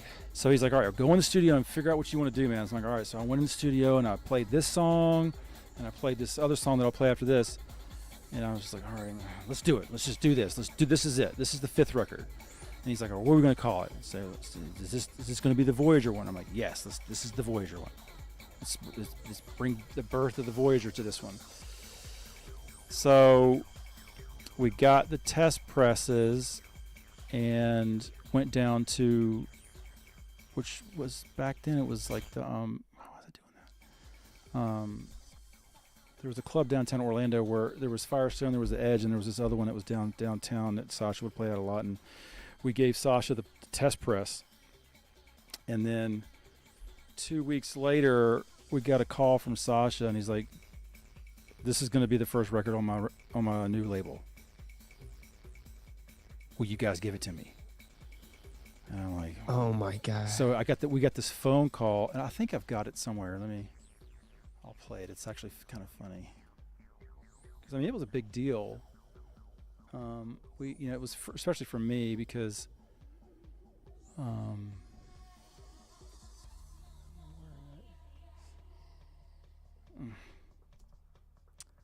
it somewhere. But we were in the studio working on a breakbeat. I think we were working on Funky Ass Breaks Volume 1. And Jeff just for some reason I think because he was dating this girl and he's waiting for her to call. And he went to check his messages and he goes in there because the phone. I remember we were sitting in the studio and the phone rang. And we just let it go to voicemail because we were right in the middle of working on an arrangement. And so he gets up 6 minutes later, goes into his office and listens to it, and he's like, Scott. So it was Sasha, and he left this message, like, "Hey dude, just got the tricks to the friction thing, really want to use it as the first release on my new label and whatnot." And here, for me that was like winning the lottery, because I was finally got in touch with this guy for what it is that I've been so influenced by, and been being so influenced by him and his sound and the whole movement that Sasha and John had created in Orlando. It was huge, I mean it was a movement, Right. At the end of the day. If you look at it, if you would go and write the history books, I mean those nights were so special that were occurring at Firestone, at the Edge, and the big Zen festivals. I mean, they were just bringing it, man. And then of course all the parties that would happen afterwards. So everyone was just a huge community. So I don't know where that call is. So we recorded it. Oh, no way! We recorded. We actually recorded the message, and it's and it's somewhere on here. My spotlight's not working for some. It's working, but it's not showing me. I hate when that happens. That's not it. But it's like searching my. That's really funny to listen to. But it was a big deal. So that was like for me, I had just won the grand prize, because it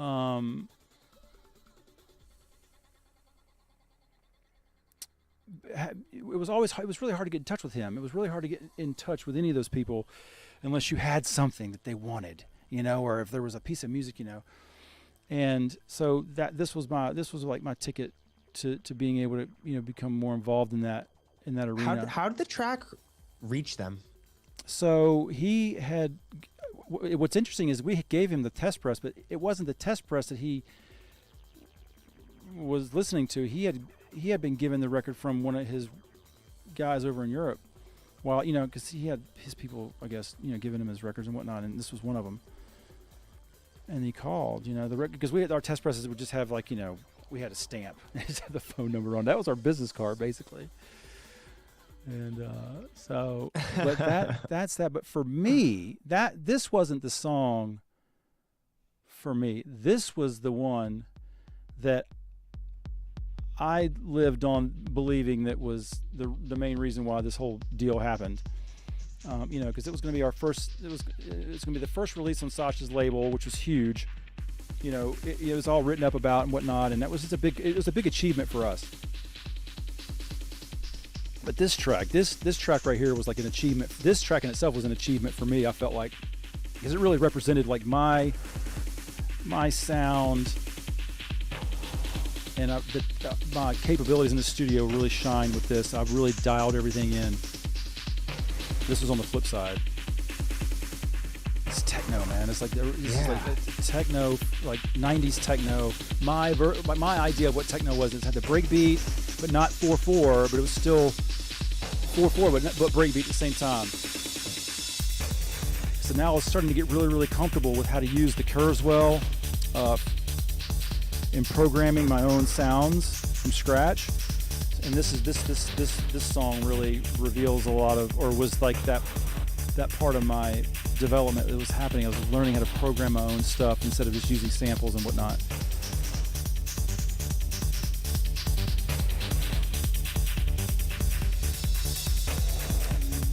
It just had a everything just kind of came together. It was like minimal but trippy, hypnotic, driving, and when you heard it in the club, it was just like, remember we were talking earlier about like the movement of people when they were moving through the clubs and whatnot. That was a big thing, and this really hit that. Yeah, this is one of my favorite parts right here.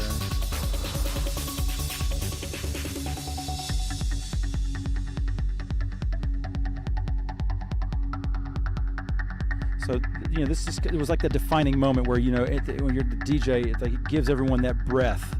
You know, like everyone's like, they finally got past all that movement. Now they're like settling down and waiting for this thing to build back up to where the DJ is going to be able to, like, you know, be the guy, you know. Right. And this was like one of the songs that I was able to I felt like I was successful at really creating that space without it being boring. Totally. You know, trance, you know, and no one in America got that. This was like over people's head in America at the time, but it was. I knew that Sasha understood it. I mean, those guys over there, it made sense to them, because it was, you know, it worked with everything else. It was kind of a breakaway from whatever all the other big trance songs were doing, because it had that breakbeat, but it also felt like 4/4, right? And it sounded good and. Different, you know. So it's just trance, but you know, once this came out, then obviously that was like the beginning for me with regards to. Then I started getting calls from everybody, you know, like, oh, you want to do a remix, do a track, you know. It's exciting. And it was really exciting, and then of course, you know, Friction Spice continued to go. We started getting more popular. We were spinning out every weekend. You know, we were traveling everywhere. There was no delay in that. I mean, we were gone all the time, and so that was a lot of fun. To finally get to the point where we were both equally successful at what we wanted to do, or what we were trying to achieve with regards to being involved, right, in the scene, involved in the industry, and be collaborative with, you know, all the guys that we respected and loved so much from just growing up, and having them come DJ for us, and just being able to make them happy by doing whatever it is that we were doing in the studio, and being that record label that was able to deliver, and we were successful at it, and as a little local label, and then for this to come out to be the first release on Sasha's, it was an achievement, you know. Even for Jeff, even though it was more of my direction, it was still an achievement for us as Cosmic Records, right? To be published on. It was published through Sony. You know, I mean, it sounds like creatively, business wise, everything. It was like a good success. Like it hit on all fronts. Yeah, exactly. So that was, and it just gave me the confidence. You know, that's what happens when. Get that kind of boost of confidence. Oh, totally. from being released like that, and accepted, I guess, if you will. But so from here on out, you know, it became like, this is when I met Chris Hand from down at Firestone, which is DJ Nightlife. He is a huge player or just a huge person in the Lance Cashin. That's how I met Lance, is through Chris. Chris Hand, and he was the light guy over at Firestone and The Edge as well, and a music producer. And so once I got hooked up with Chris, then him and I started working together a lot, and expanding on what we loved about trance. So, and I love this piano part right here. Yeah, so cool. What year did this come out? Just 96. conceptually? 96? Yeah. How long ago was that? It was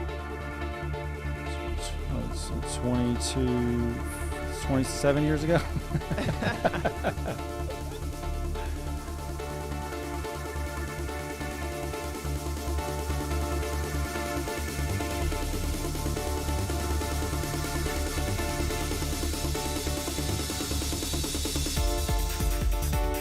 The lights are going crazy, you know, and it's just like a big moment for the DJ.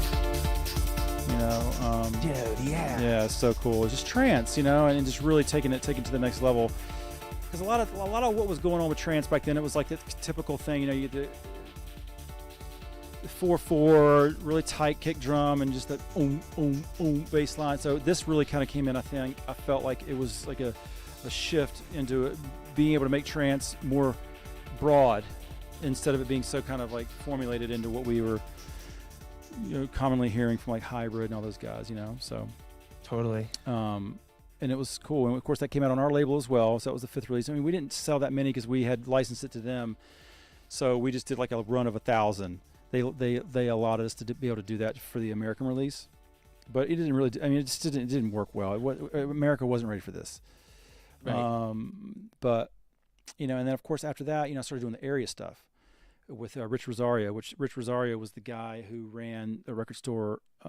He used to run a drop shop, I believe, and then he opened up his own called Deuce Records. Oh, nice. And it was a different, he was a really good DJ and was really, you know, really influential, and just he knew good music. You know, he was really tapped into that, and so he opened up a record store over off of oh God, what was it, Robinson or something like that, or Least, I can't remember. But and then Chris Hand, DJ Nightlife, he installed his studio in the back room of that record store, and then I went over, and this is the record. Let me find this thing real quick. This is the one that I really. This was the progression from what we just listened to.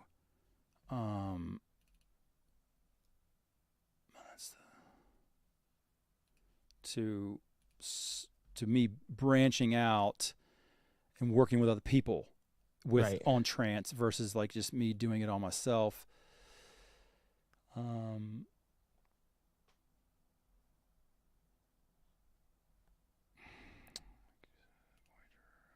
So creatively, are you just in a role right now? Are you doing like a track, getting the response, and just inspired to get right back in the studio? Yeah, I mean, I was in it like it was my life, you know. If I wasn't on the road DJing with Jeff, you know, it was in the studio, I was, you know, discovering more of everything, or I was in someone else's studio, like with Chris Hand and Lance and, you know, Rich and anybody that wanted to work. You know, it was such an open. It was like, you know, it was like the hippie movement all over again. Right.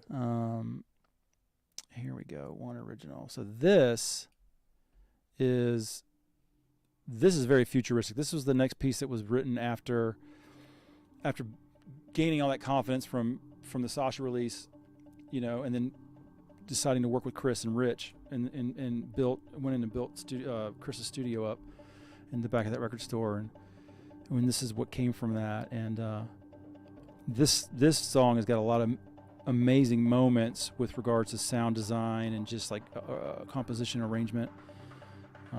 Kick drum, we were struggling with the kick drum, and I know that if Chris is listening right now, or if he taps into this at some point, he'll remember that we were having such a hard time with getting the kick drum right for some reason. And even Chris Fortier called. He's like, "Dude, you got to fix that kick drum." But something happened to where it was just like we could never get the kick drum to sound any better or to work with what was going on in the composition, because it went from 4/4 to breakbeat, and so we just went with it. But this song's got. Wait till you hear some of these parts. It's really futuristic. When I play it on vinyl and you see it spinning, it's so futuristic sounding. My buddy Matt Xavier would always comment on how futuristic it sounds, even today, even like, you know, almost 30 years later. So this was like one of the first tracks I worked on that was on a big like Mackie 32.8 console. So I was stoked, you know, like I had this big mixer, because I've been using a 1604 16 channel 19-inch rack mount mixer, and when we got into the 32.8, it was just like faders, you know, and a meter bridge, and it was really cool. So you know, and also a guy who worked on this with us was Chris Marchese, which was a quite successful breakbeat producer that worked with Chris a lot in Orlando. He came in and worked with us on some of this as well, and this was like a collaborative effort. I mean, it's definitely Rich and I's, you know, effort, but you know, Chris had his take on it, and Chris Marchese and Chris Hand, and people would speak, because it was a record store, so people would be coming through all the time, you know, like adding their 2 cents in and whatnot. So, but this really highlights being able to have something 4/4, you know, driving, and then go into the break beat, and it just be all, you know, just wicked, you know, like kind of like what BT was doing. BT was really good at that. So I very, very easy to say that this was highly inspired by a lot of what BT was doing at the time with his sound design, because he was really good at sound design. Cool. But the drive to be able to get things to work on the 4/4 front, and then come into the breakbeat and then make it work, was just something about Orlando. That's what Orlando was known for. It was like kind of like everyone in the progressive world loved the breakbeats, but they didn't want it all. You know, they didn't want it through the whole track. They still got to have that. They needed that 4/4. So it was always a challenge to try to find ways to make that work together, and this one really happened in that aspect. So, and just using a lot of the drums, and Chris had a few other pieces of equipment that we were using that I hadn't used before. So it was just a collaborative effort of, you know, discovery, and using a lot of other external synthesizers like a JXP3 and the Juno 106, and that's the JD990. I think this was the rack mount we used on this, and what else? And Chris had a huge pair of EAW studio monitors. Oh, so that was nice to work on. Andy Hughes was responsible for that. He was a dealer for EAW, so he hooked Chris up with that, because him and Chris were living together. Big shout out to Andy Hughes for that, and just in general, Andy was such a huge player and everything as well. He was always a big supporter, and we always supported him. He was like Andy Hughes, Kimball, and all those guys, you know. But here we go. We're getting into this. What's going to happen with this track right here? The development.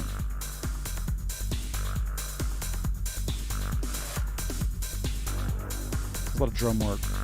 Yeah, this is sick.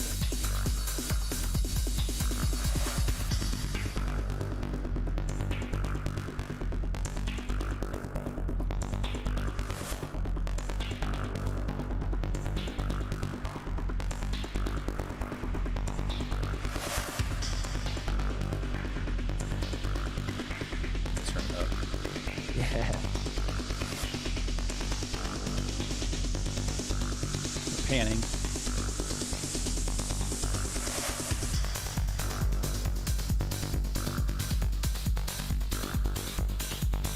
It's like a spider, you know? I just love that, yeah.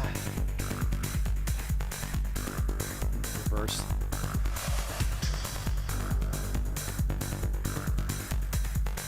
Here comes the breakbeat.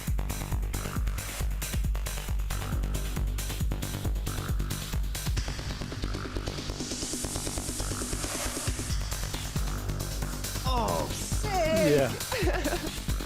I mean, we were just in the studio, we were just like, you know, it was. Yeah, when we got around to this part in the studio, I remember specifically, we were just like, all right, now we got something. Yeah, and then it's like, It becomes massive. yeah, dude, and yeah, it just really says something. You know, it stands on its own. You know. Oh, 100%.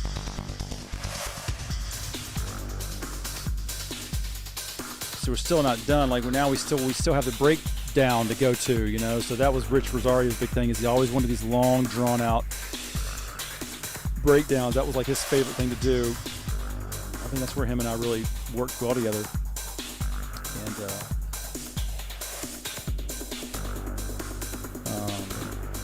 And I think that's where a lot of what I was yearning to explore more and to become more experienced with, or, you know, just kind of, I was really drawn to making those really emotional moments occur in the breakdown. You know, that was like something I was really, really drawn to. Spent hours on just kind of making that happen. So here, like, it just kind of gives you kind of like a, here's what Chris Marchese did these pads is really good.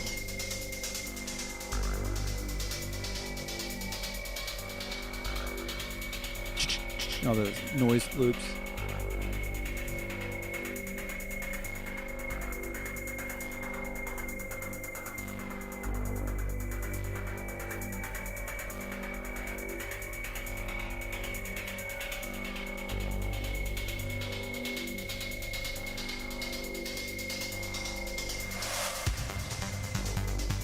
Oh.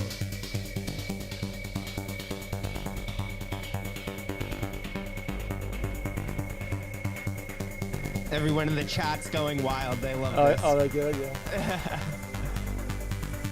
Jurassic Trance, like huge fan. Yeah. He was wondering if you ever crossed paths with Barry Robb of Sphere. Yeah, in Orlando. I remember Barry. Yep, it's cool. He's a great guy.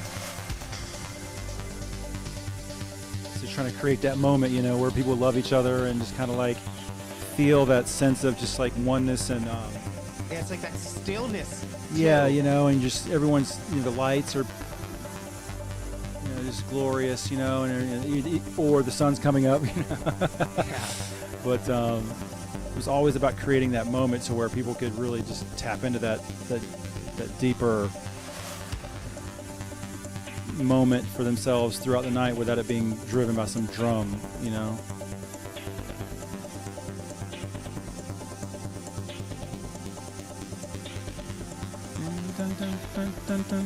So it reminds me of Hans Zimmer sounds, that he was very instrumental in using a lot of those plucky, like kind of guitar synth from the JD 990.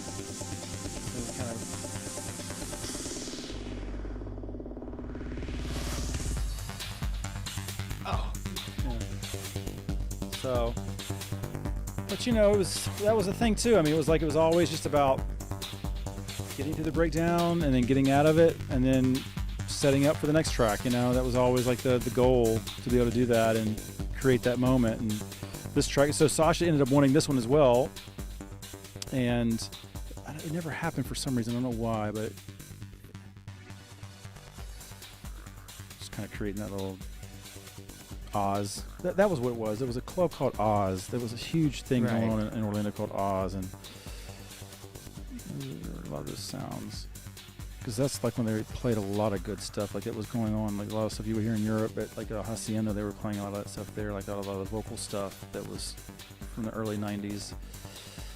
But yeah, so that was that. And then of course the remix of this, the remix that I did of this song ended up on the Global Underground.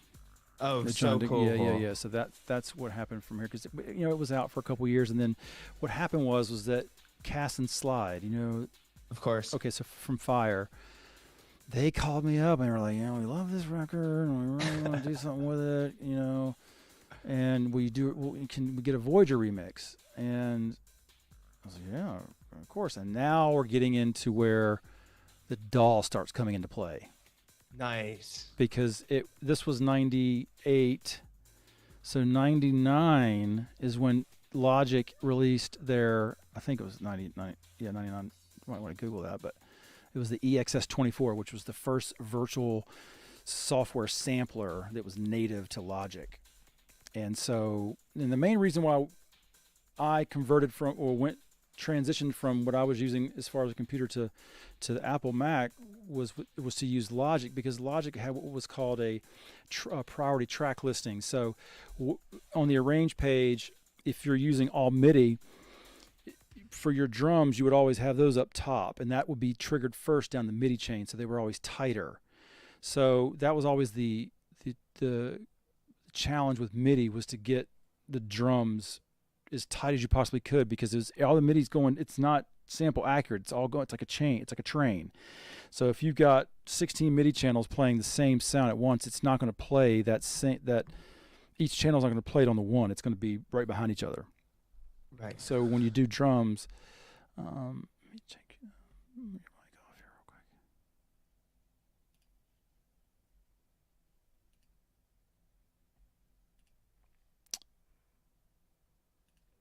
There you go. You can hear me? Oh, wait, can you hear me? Yeah, I can hear you. Yeah. Okay, cool. I'm just going to run to the bathroom for 30 Okay, seconds yeah. just so we can continue. I'll be right back.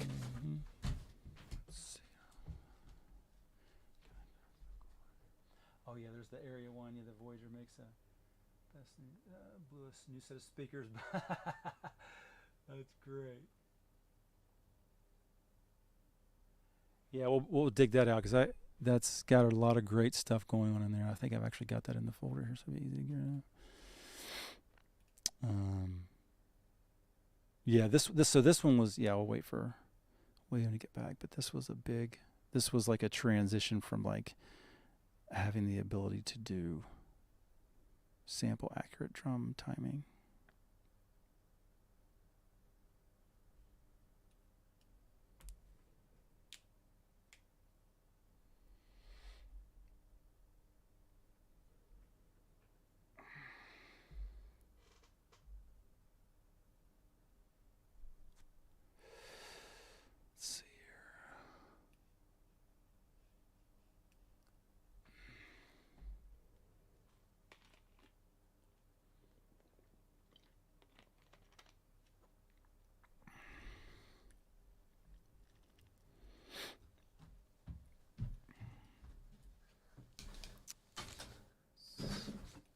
Hello, hello, hello. Thank you. Okay.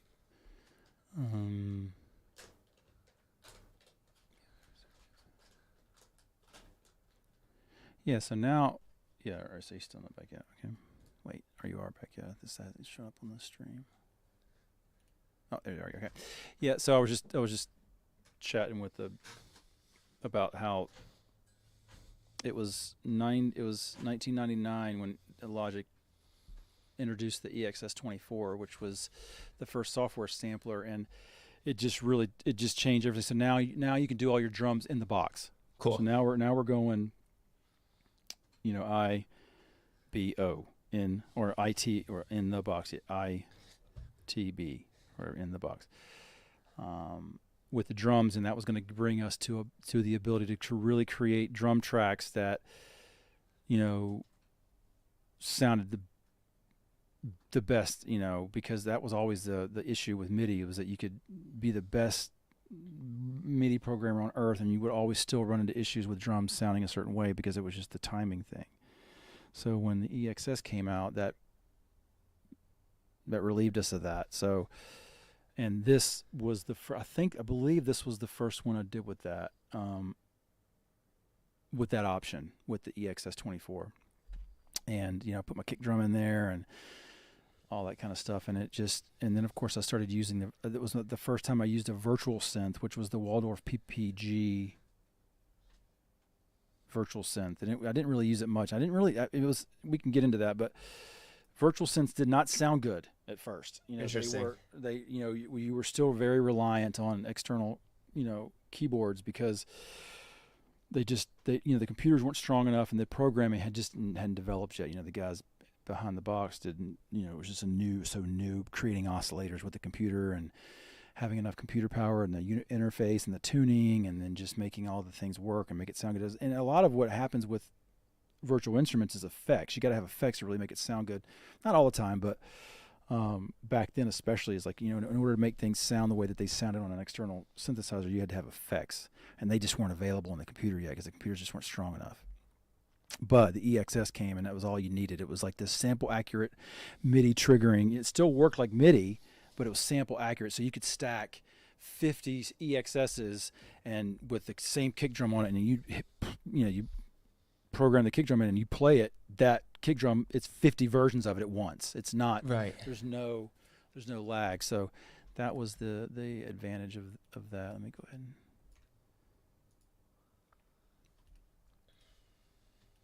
start this thing up. Okay. There it is. So I had the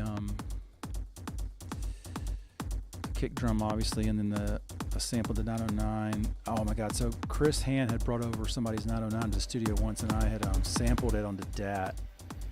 So I always had that, and that's what these toms are from that actual real 909. Let's But Dude, it's so cool This is the to kick. get into the track with you, Yeah. like your notes. The kick drums, the Blue Monday from New Order. Oh no way! That's so cool. Yeah, and now this is Twilo. Like this was my introduction to Twilo. This was huge at Twilo. This became a huge hit at Twilo for John, especially. I don't ever think Sasha played this. It was more John. What's the name of this one? This is the remix of Area, the one that we just played a minute ago. Awesome. This is the 2001 remix. See, there's that clap. That's from this EXS, and it's so tight, man. Like you can just tell the difference already with the rhythm chiming. It's what we know now. Like it's very common. It's like what we hear nowadays.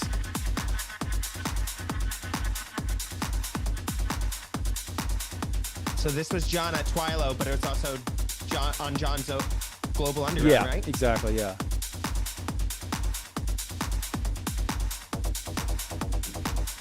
This came out on Fire Recordings with Cass and Slide's label. So sick. So that was another thing I was starting to do too. Was I was starting to sample movies because The Matrix had came out on DVD or whatever. So I had a DVD player and started sampling crazy stuff. That's so cool. Because those were the sound designers, dude. I mean, just hand it down to them. They were doing it. Yeah. That was the big thing with this track, is the kick drum, the way it hits right there. Just taking it away from the 4/4 and giving that break beat. That was all. We got so many well, I guess I wouldn't say compliments, but like so many comments on that and how people appreciated the way that worked. Right.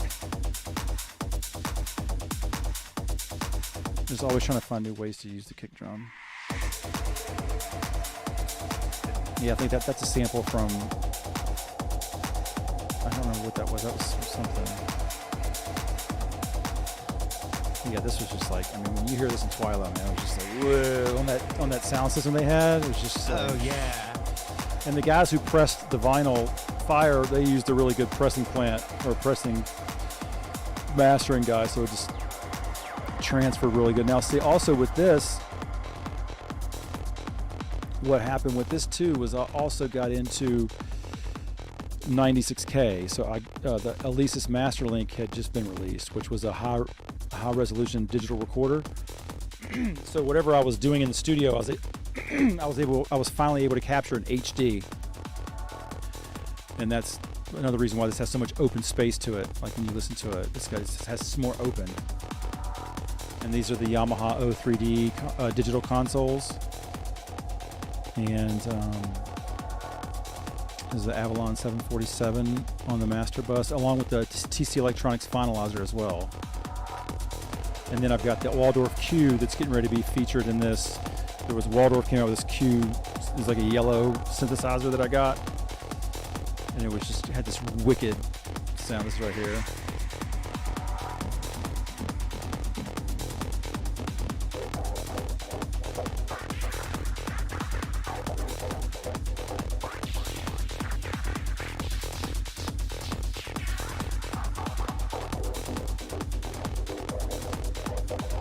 Fluid Orbit's wondering, how'd you make the bass line? Okay, so the bass line is actually that was the Kurzweil, the 2500. It was just a patch that I wrote with a sawtooth, just gritty as can get, and it had this bandpass algorithm filter on it that really gave it that nasty kind of growly sound without it being too bad.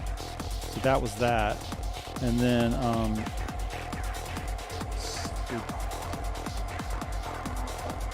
the next part, the breakdown. So here's just the cue and then the sound effects, but the part that's coming up that was, I guess, what was the big moment for Twilo was actually the JV 2080. It was a patch that I wrote on the 2080, and it's like 3 different channels of just massive bass and just volume and just a lot of body.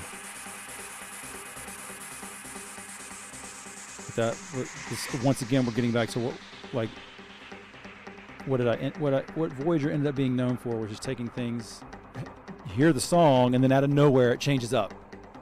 That was like my signature, if you will. Like that was my brand, if you will. And rightfully so. I mean, it worked. It was a huge. I did this other track with Cliff Tangeretti called Shimmer. That was a really big Twilo hit, and that was the signature for that.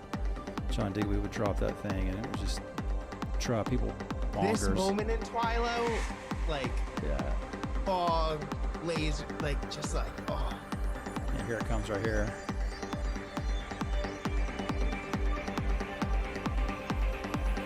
Especially on that big sound system, the body just building it up with the noise loop.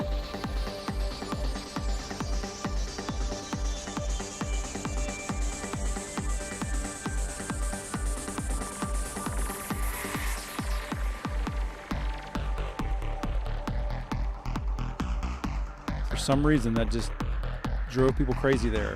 It's driving me crazy, bro. I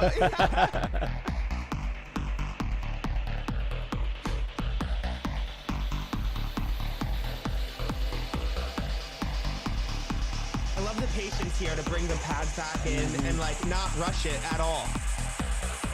Yep.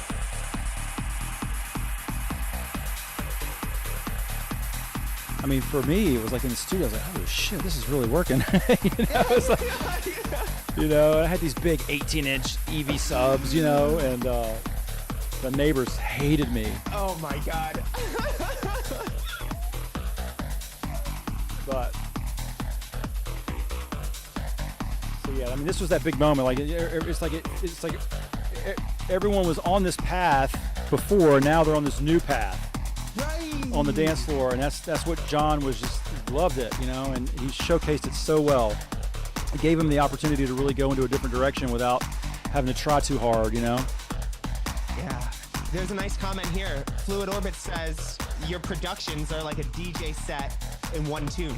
Yeah, exactly. Yeah, that makes sense. Thank you. That was something, and that was just like me. I guess to speak to that, it would be like me just trying to enjoy it in the moment for me in the studio. Like I'm having my own little party, Yeah. I'm not conforming myself to what a song would normally be. I'm just like having my own little DJ mix in 9 minutes, That's awesome. But also trying to be very, very sonically,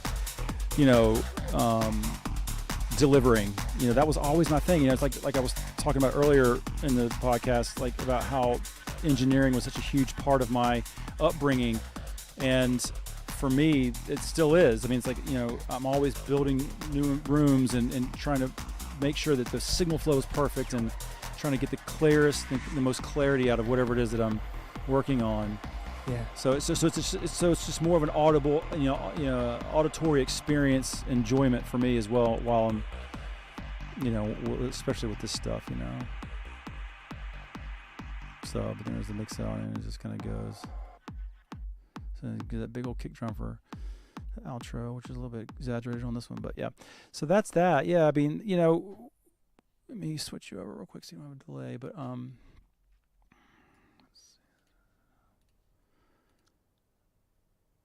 Mic check. Oh, we're good. Yeah. Good. Can I ask you a question about kind of this track in this era? And we were talking a little bit about it the other day. But can you let us know how that process worked from the mix compilation standpoint of being approached by a DJ, or I don't even know how it went down, but would a DJ like John say, is there anything you're working on that you think is going to be big that I could maybe, keep exclusive or debut on the mix compilation? Or would you go to these DJs saying hey, I don't know what you have coming up, but I have this monster that I'm working on? How did it work from that perspective?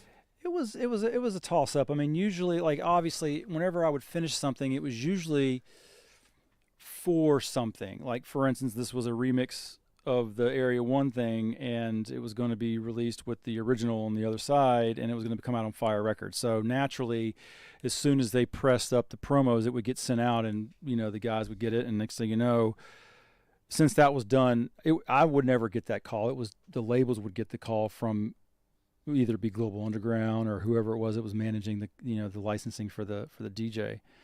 And then they would, but then a lot of times, they would call you and your song would be on the table and they would get into the studio and it didn't fit and you wouldn't get the placement. So there was a lot of different things that happened. I mean, I would always send everything that I was working on original to everybody that I possibly could. I mean, especially with John and Sasha. I mean, I would always give them CDs or send them DATs. But primarily with me, it was usually always a project or like a gig that my music was being featured or being entered into the pool, if you will, or the pot for these DJs. It all depended on whether it was working in the club for them, and if the track was creating this moment for them. That's usually when the song would get put on the compilations, when they would be playing it out and touring with it, and it became like a moment. So they would always want to showcase it. But I know that there was a lot of people out there that they just they would be making tracks and they would just be giving them out and not knowing where they were going to go, and that's how a lot of them happen. But so, and then of course, like they would call if there was something original, I would get the call and they would send me the DAT, and I would send them the DAT or this, initially it was the DAT, and then it got into CDs, but then they would send the contracts over and you agree to it. We were getting advances back then. I mean, we were getting a couple $1,000 up front and then points on the back end. But again, it was all about the exposure. The fact that we were getting $2,000 was or whatever you were getting for this type of stuff was, I think it was because it was just so new, and you never really saw anything on the back end because it was always pressed to vinyl, and so the mechanicals really never, sometimes they would show up, but unless you're selling thousands and upon thousands, because the cost of the press was so expensive. So you do a remix for a song, they give you $2,500 or $3,000 or whatever, and then they press it. The cost that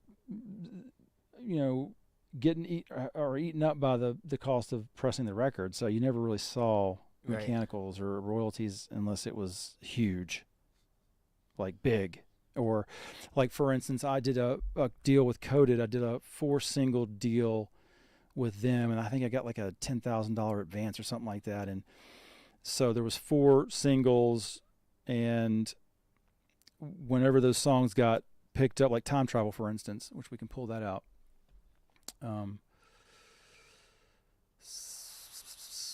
Which is the big one. That got picked up on, Digweed's thing. I wasn't managing that. That was all done through Coded.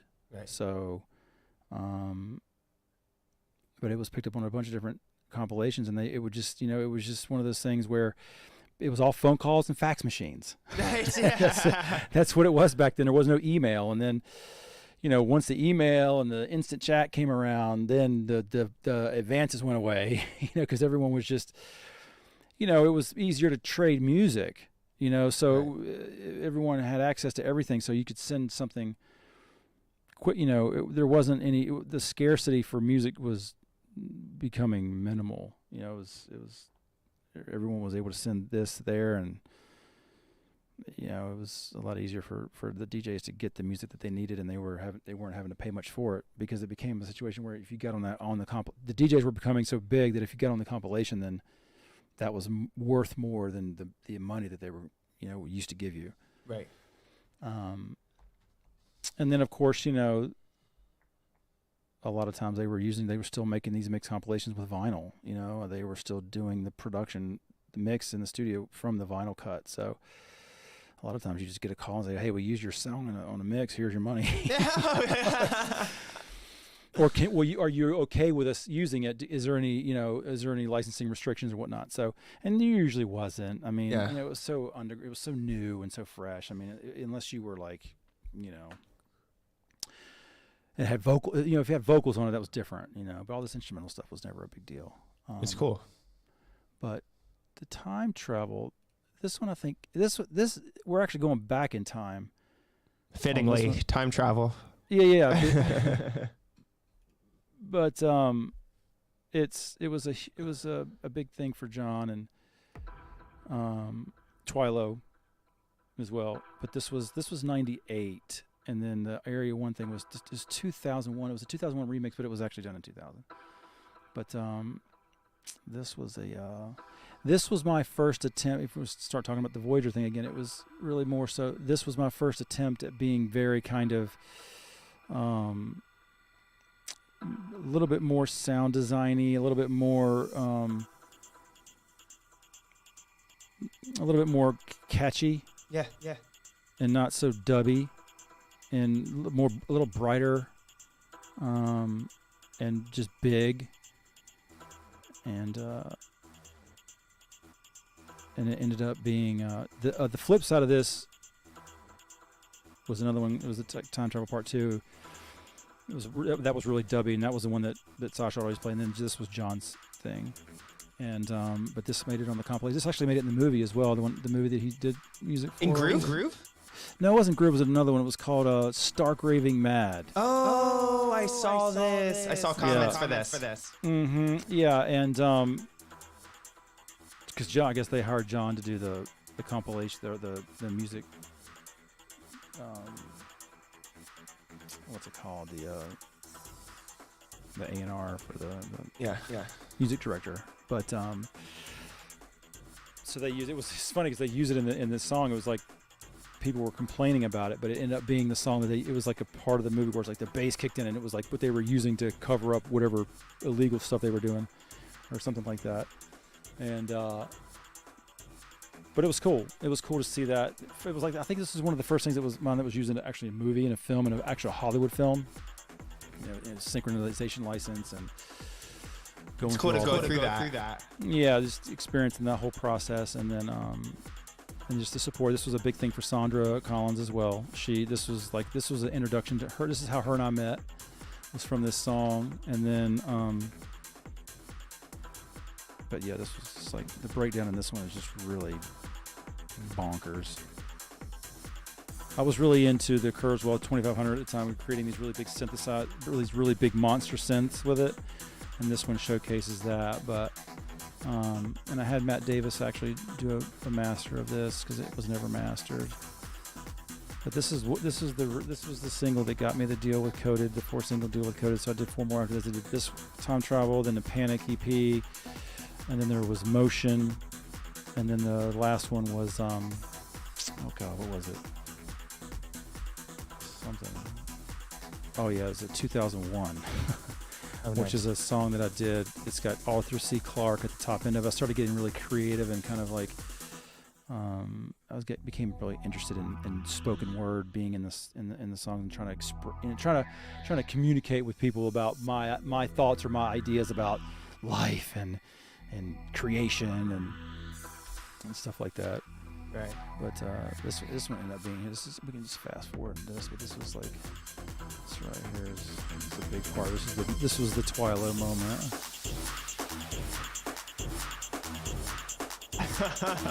Yeah. This was happening in the studio. I was like, oh shit. I was like, yeah, you're like, oh. Yeah, Chris here walked in and he was like, oh my god, what have you done?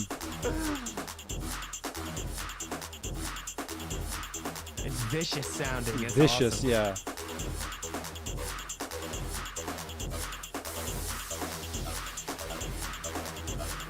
Which is aggressive, man.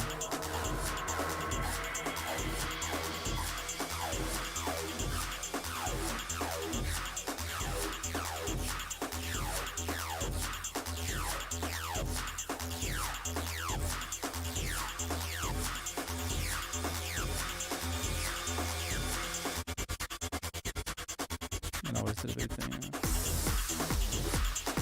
Dog.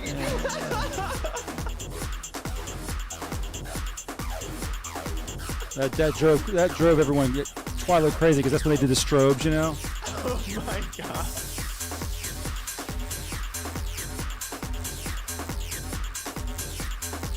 The synth is like completely combing out right now. It's not even not even really working. It's just like frenzy. Well, what I love is your attention to detail on the like the moments before the drop when you have the drums phasing and shit. Like it's insane. Well, that was interesting too because that was actually a MIDI transformer effect. That was like, taking the crossfader and doing like a quick, but I did it with MIDI on the master mutes. So it was like a programmable gate.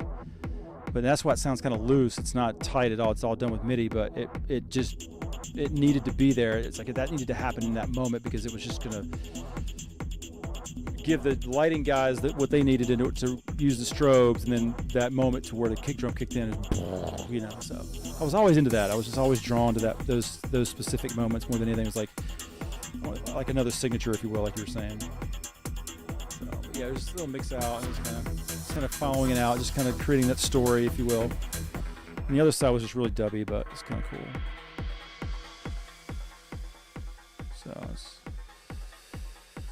super fast. That's 138. It's awesome. I mean, just like, it's hard, for a long time, I couldn't even listen to that. Like there was a time where,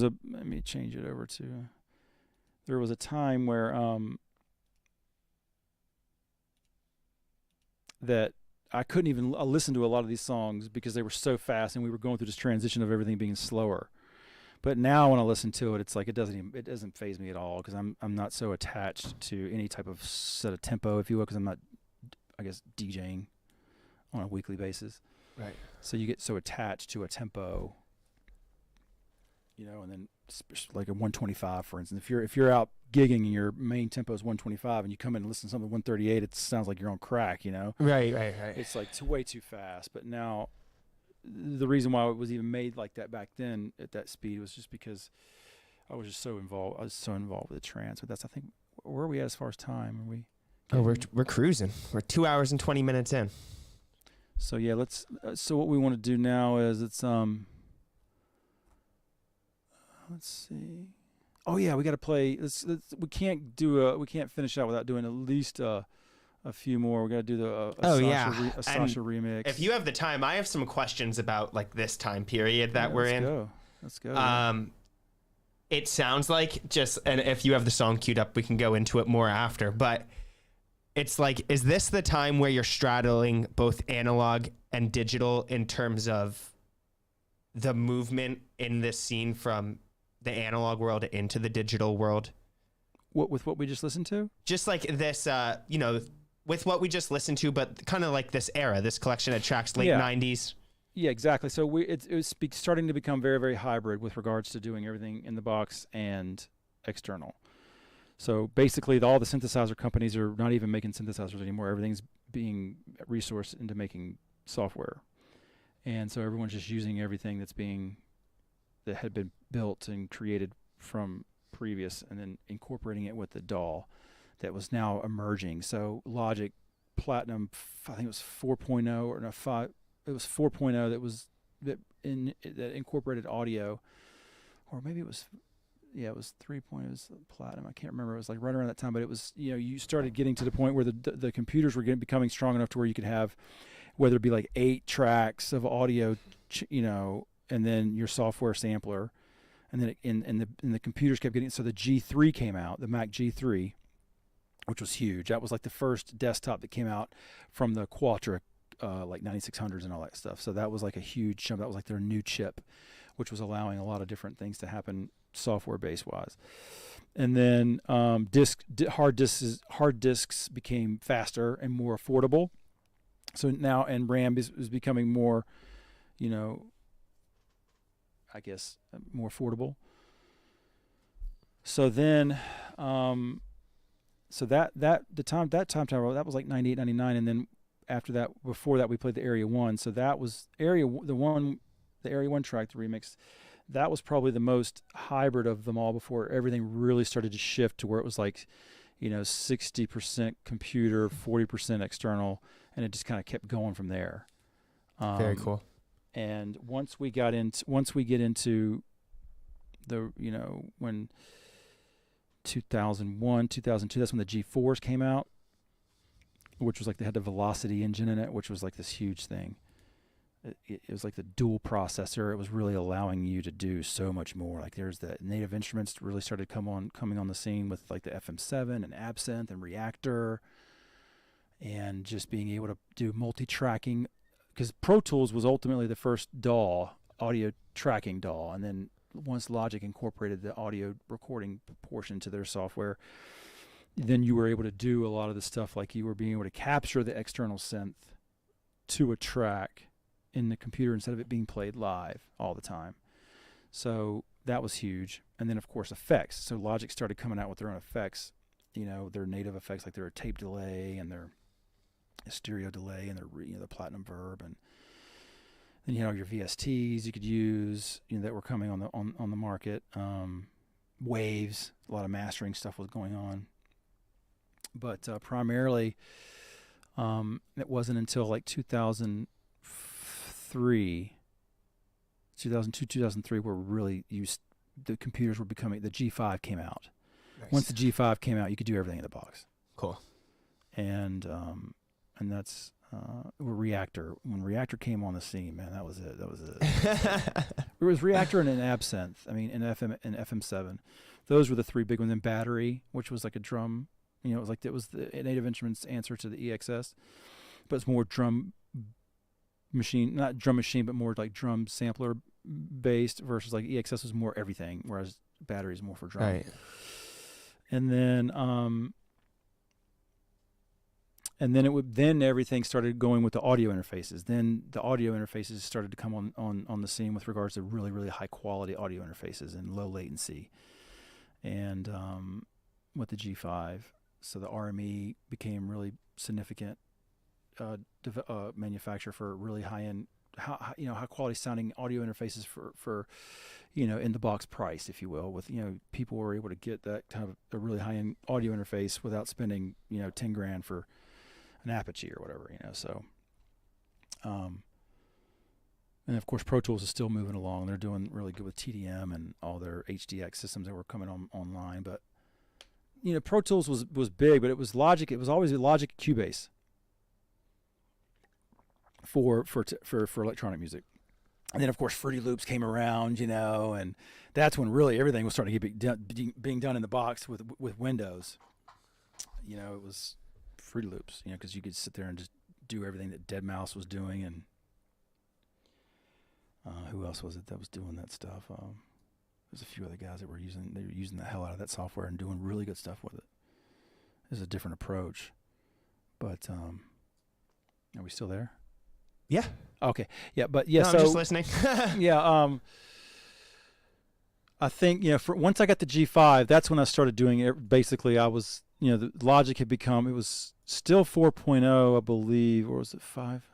No, it was 5.0 at that point, and it got into 6, and then so Logic just kept getting better and better. And then once Apple acquired Imagic, everything started to change. But then Ableton started coming on the market. I had the first version of Ableton, and I loved it, but it was just the initial versions of Live were just something you could put. It was the novelty behind it was the fact that you could drag something into the clip thing, and it would synchronize it to the tempo like for you. Yeah, that was the big thing with that. Logic was far from that yet. You had to do all the work, but I did a few different things with Ableton, but I just never got into Ableton. It's a great tool. It's very powerful, and I think it's great, and people are doing a lot of great things with it. It was just Logic has always been my thing. I grew up using Pro Tools as well, but that was more so got into the area of more for post production and whatnot. So Logic just became, because Logic started creating other soft synths, like they came out with their own virtual instruments that were really good, like Sculpture and ES2, and those were huge in trance. They were like the first virtual instruments that were actually making it work as far as utilizing it in a hybrid aspect. And then it's funny because like it's not that analog synthesizers went away, but everyone just became so focused on what was going on in the box. Everyone just wanted to be able to do everything in the box. So you could probably back then in 2002, 2003, the Jupiter 8 was still a lot of money, but nowhere near what it costs now. Right. Like, or a 303. You could get those things pretty. They've obviously gone way up, but yeah. So when Sasha started doing the Air Drawn Dagger album, that's where things got really in the box, and I think I need to turn it on. Let me see. Oh yeah, I got it. Because he ended up releasing. It's not coming through. Oh, I'm on the wrong mixer right now. So he ended up releasing all the parts for. Oh, I heard about this. That's so cool. Is that you? Or no, wait, you need to be. That's you right there, right? Yeah. Okay, perfect. He started releasing all the parts. After he released the album, he released all the parts for everybody to remix the album. And of course, had a field day with that. And That's so cool. This is one of the ones. This is the Requiem remix. I don't think I ever really finished it, but it's kind of. I just love it. I can listen to this thing whenever, and it just. This is the Requiem remix? Yeah. Very cool. Just different, you know. It's such a beautiful piece that I believe Charlie did the keyboards on this. Charlie May. Right. And it's that reactor. See, there's reactor. There's that percussion, and everything else that's going on is reactor going on in the background. It's just this randomized stuff that was becoming online that was very attractive for us. It was becoming more and more usable. As being in the box. I just love this. It's got a different time signature, so when the drums come in, it plays off of it differently. It's unexpected, so like cool. it's kind of random stuff.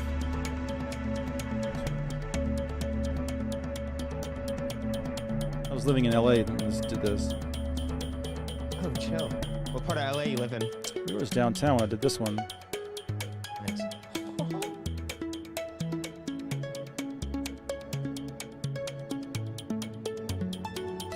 Always wanted to be able to showcase this keyboard thing that he did, that Charlie did. It was so powerful. It was just beautiful.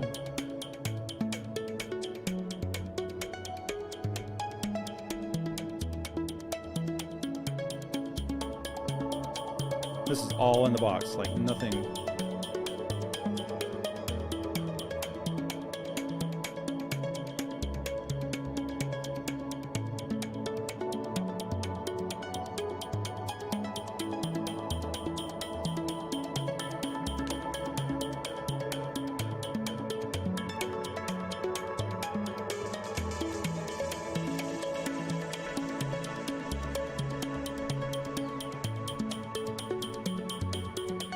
I don't know, there was something about that Oh my gosh. that noise that just I couldn't get rid of it. I was like, I got it. This is so. It's like a cricket almost, but it just the way that it kind of modulates with the keyboards. I loved it. It was like, oh, so awesome. You could probably put anything over those keys and it would work, but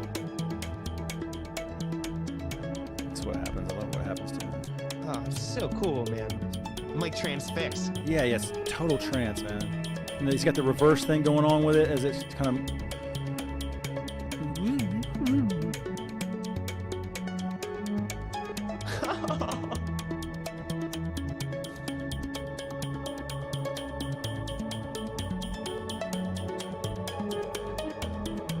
Is there a relearning process as things got pushed more and more into the box? Oh yeah, it was tuning mostly, tuning and mix, because it was just so different. Like you had less headroom but more headroom, and it was like this fine balance that we just weren't used to. So here comes the drums, and you're gonna notice how it works.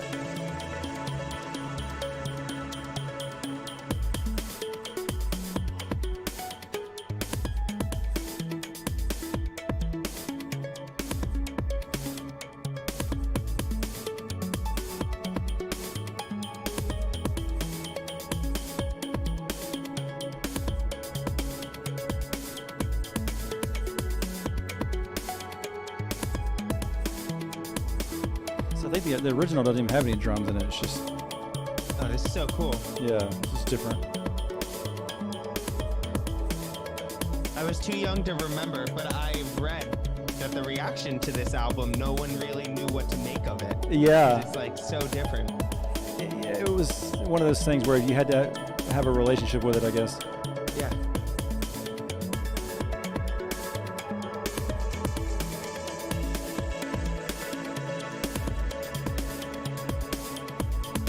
said, time signature just changes up. So it's kind of racks, throws you off, but kind of keeps you in check at the same time.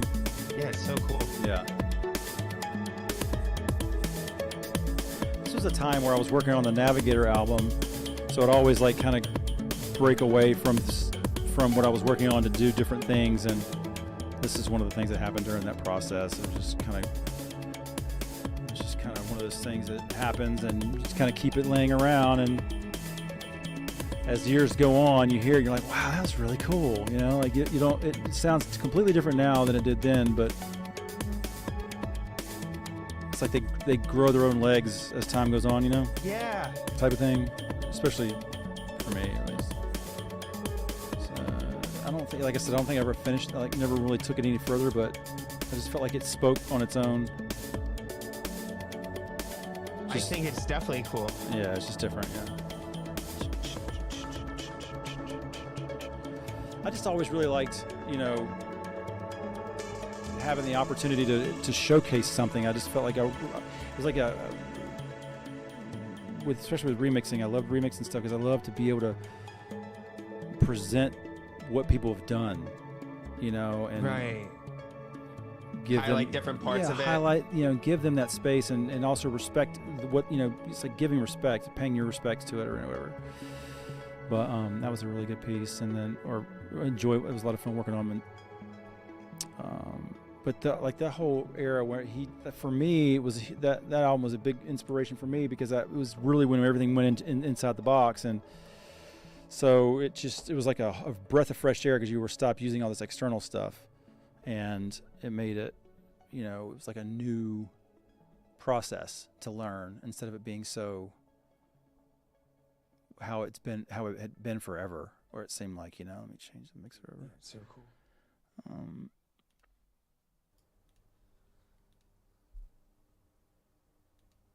Yeah, but there's so many different versions of everything that happened on that album that right. didn't make it on the album, and a lot of the other versions that didn't make it on the album are just as good. They're just, you know, different. And I think Junkie XL came in and really kind of fine-tuned it all, but which is interesting. His career, how it turned out, you know.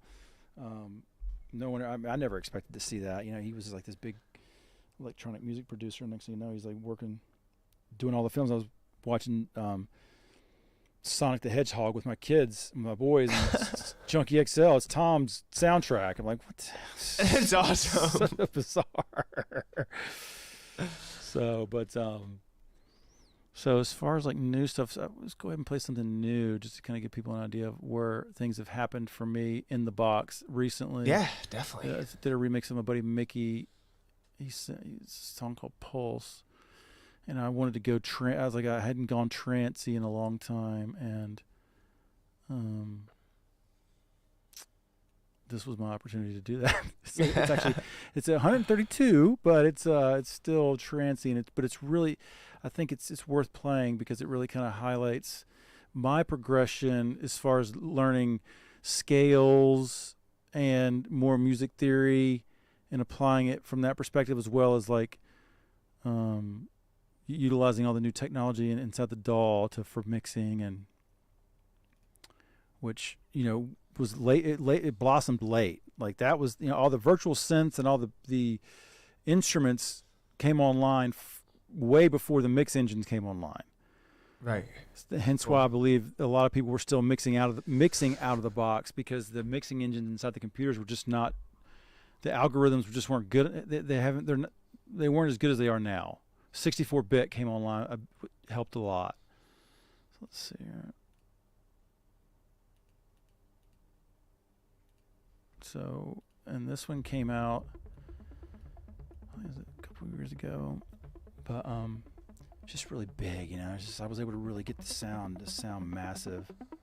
And this is actually the Moog subsequent 37 and you can tell it's analog. That synth is monster. It's like new modern analog synthesizer. Are you tapped in here? Can I hear you? Oh yeah. Okay. Yeah. So yeah, I was able to take the Moog synth and bring it into in the box world, and it just, you could tell it's different. Like it sounds different than any virtual synth because it's just so analog. Right, it's cool. It's new analog, if you would call it that.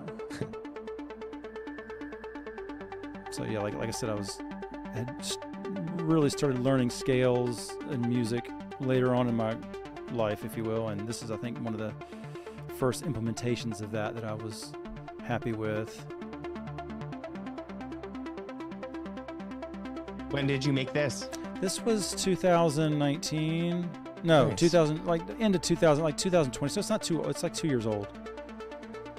It's you can you'll notice like it's this huge intro, and then it gets into the drums. And it's just like you can tell how I was able to really cram. I wouldn't say cram, but like really incorporate a lot of texture into the spectrum, into the sonic field, without it getting too crazy or getting all mushed together. But I think that also making music within scale helps with that too. So, because I was making all my music back in the day. You know, I didn't know anything about scales. I just was going by my ear. But once a buddy of mine, Davey, up in Virginia, was teaching me scales on a project we were working on, I was like, oh, okay, that's starting to make sense. You know? Yeah. And it took a while for me to start incorporating it because it was like my brain had to rework itself. So, but, and then of course after having kids, you know, you have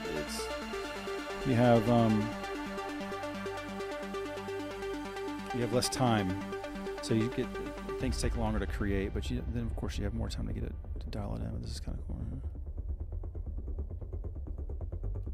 This is like me being able to really take that Voyager sound and bring it to the modern level of, you know, sonic depth.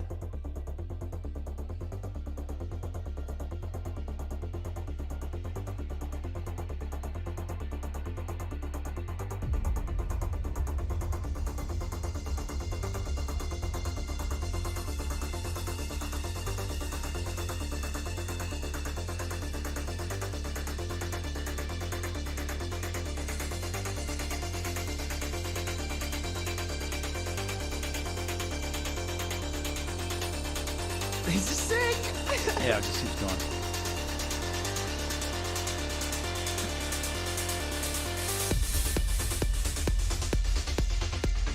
Big kick drum.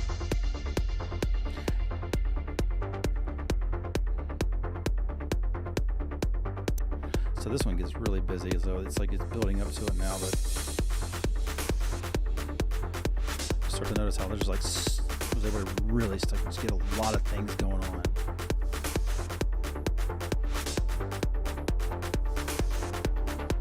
Everyone in the chat is loving it. No, cool.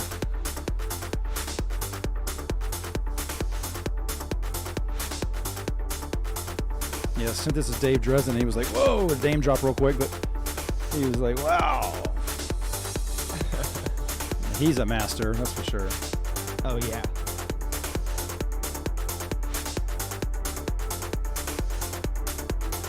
I love talking to him. I love talking to you because your passion for the music matches your passion for your art, your production. Yeah. It's like really cool.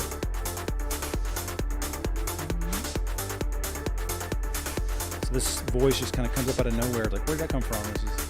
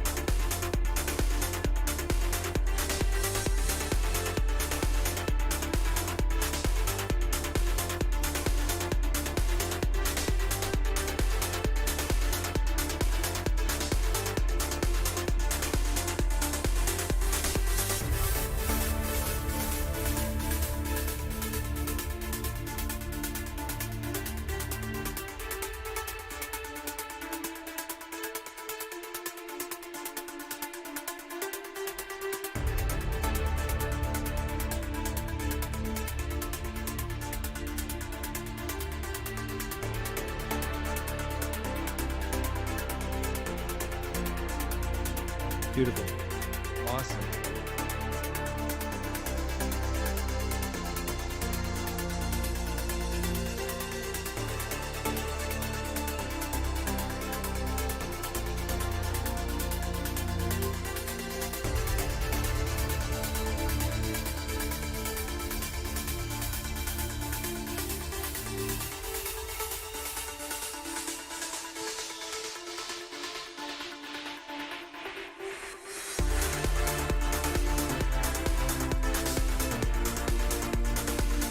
Nice, man. This is Yeah.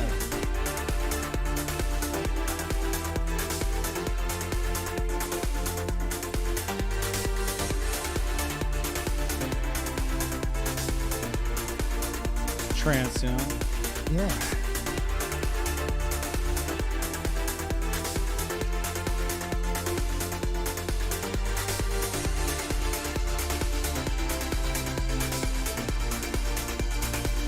So I was really excited to be able to like start learning like how to do so much of the chords and Yeah, the chord progression. Yeah. I'm like, yes! there's like this kind of voices that kind of happen from all the chords working together.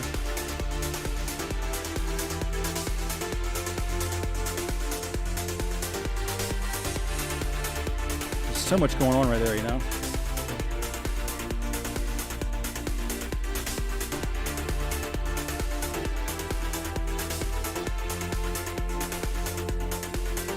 Everyone wondering what this track is called?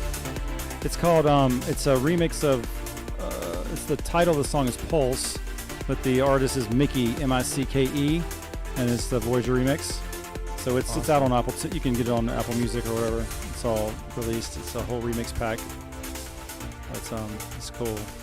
It was one of those things where I was one of the first things I was able to finish after having kids. You know, it's hard to follow through with a lot of things that you work on in the studio, and this is one of the things that I actually ended up finishing. But Mickey was such a huge supporter and working with me and giving me the space and the time, because I think it took me forever to get this done, but not that it was not a masterpiece or anything, but ultimately it was like one of those, for me, it was being able to incorporate all the things that I've learned with using scales with techno or trance, and then also the sonic ability of everything that's going on with Logic, because Logic is still getting better at it, but Logic is so great right now, by the way. I mean, it's like this powerhouse. I mean, it sounds the best.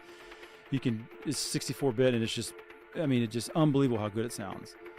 It sounds better than it ever has. So, and even better from what it was capable of doing at this time. But so it was just one of those things where it's been a progression for me, learning about music and about actually how music does work, and instead of it just going at it willy-nilly and being like more of a sampling artist, because I feel like that's really what I was kind of capitalizing on the most with my sound for the longest time, was just like growing up in hip-hop. You know, was applying what I would learn from doing hip-hop into the techno world or trance or whatever you want to call it, and not really knowing what this, what the theory is behind how the keyboard works, or how chords and scales and progressions, and you taking full advantage of that, from a musical aspect, and then applying it to your sound design and yada yada yada. So, yeah, one of the things that I think that it gains you the most is that you're able to utilize more of the sonic spectrum when you're working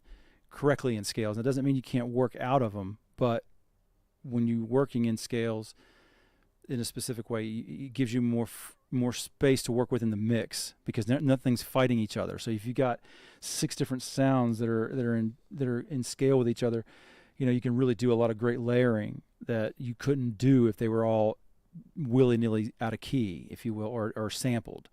So that's been it's been very enjoyable for me to be able to complete musical pieces that are from that are built from the ground up in that aspect. Yeah. So now, cool. and one of the things that's going on now, a lot, I'm sure you probably heard like the 432 hertz stuff that's going on, like there's different tunings, and Niels Fromm is really big on that. And even Coldplay, they do it as well, but there's a lot of people are incorporating these different tunings. There's a software out there now that does this micro tuning to to the virtual synthesizers, and it makes a difference, man. Like Wow. you get outside of the 440 common tuning, and it's like, and you start using, but it's not that you can just take the thing and change it to 432. It's like there are micro tunings that can occur between each note that determine its, I guess, new scale. And there's software coming out there now that's allowing you to do that with virtual instruments. Like, for instance, there's a software synth called Diva by UHE, and it's compatible with this plugin that allows you to explore or incorporate these different tunings. And it just it makes. I mean, I was over at my buddy Keith Elliott. He's the engineer over at Ringling, and I was working with him. He's like, "You gotta check this out." I'm like, "All right, yeah." And I was like, "Whoa!" Like it really makes a big difference. Like you can, and now that you have control of it, like before it was kind of like it's like sampling, you were kind of going at it willy nilly, or it wasn't doing the micro tuning like this software does. It's like it literally, just because you're working in 432 doesn't mean that that the A flat's gonna be in 432 or in that, in that tuning. It's like A flat 3 actually has its own independent tuning. Wow. That correlates with the key but below it and above it, and so on and so forth. And it's like it makes a difference. It really, really does. And I think that's why sampling was always so popular, because it did throw things out of key. It did or out of scale, if you will, in certain aspects, and made things sound weird. That's like what's his face, the guy who did all of Amy Winehouse's music. Oh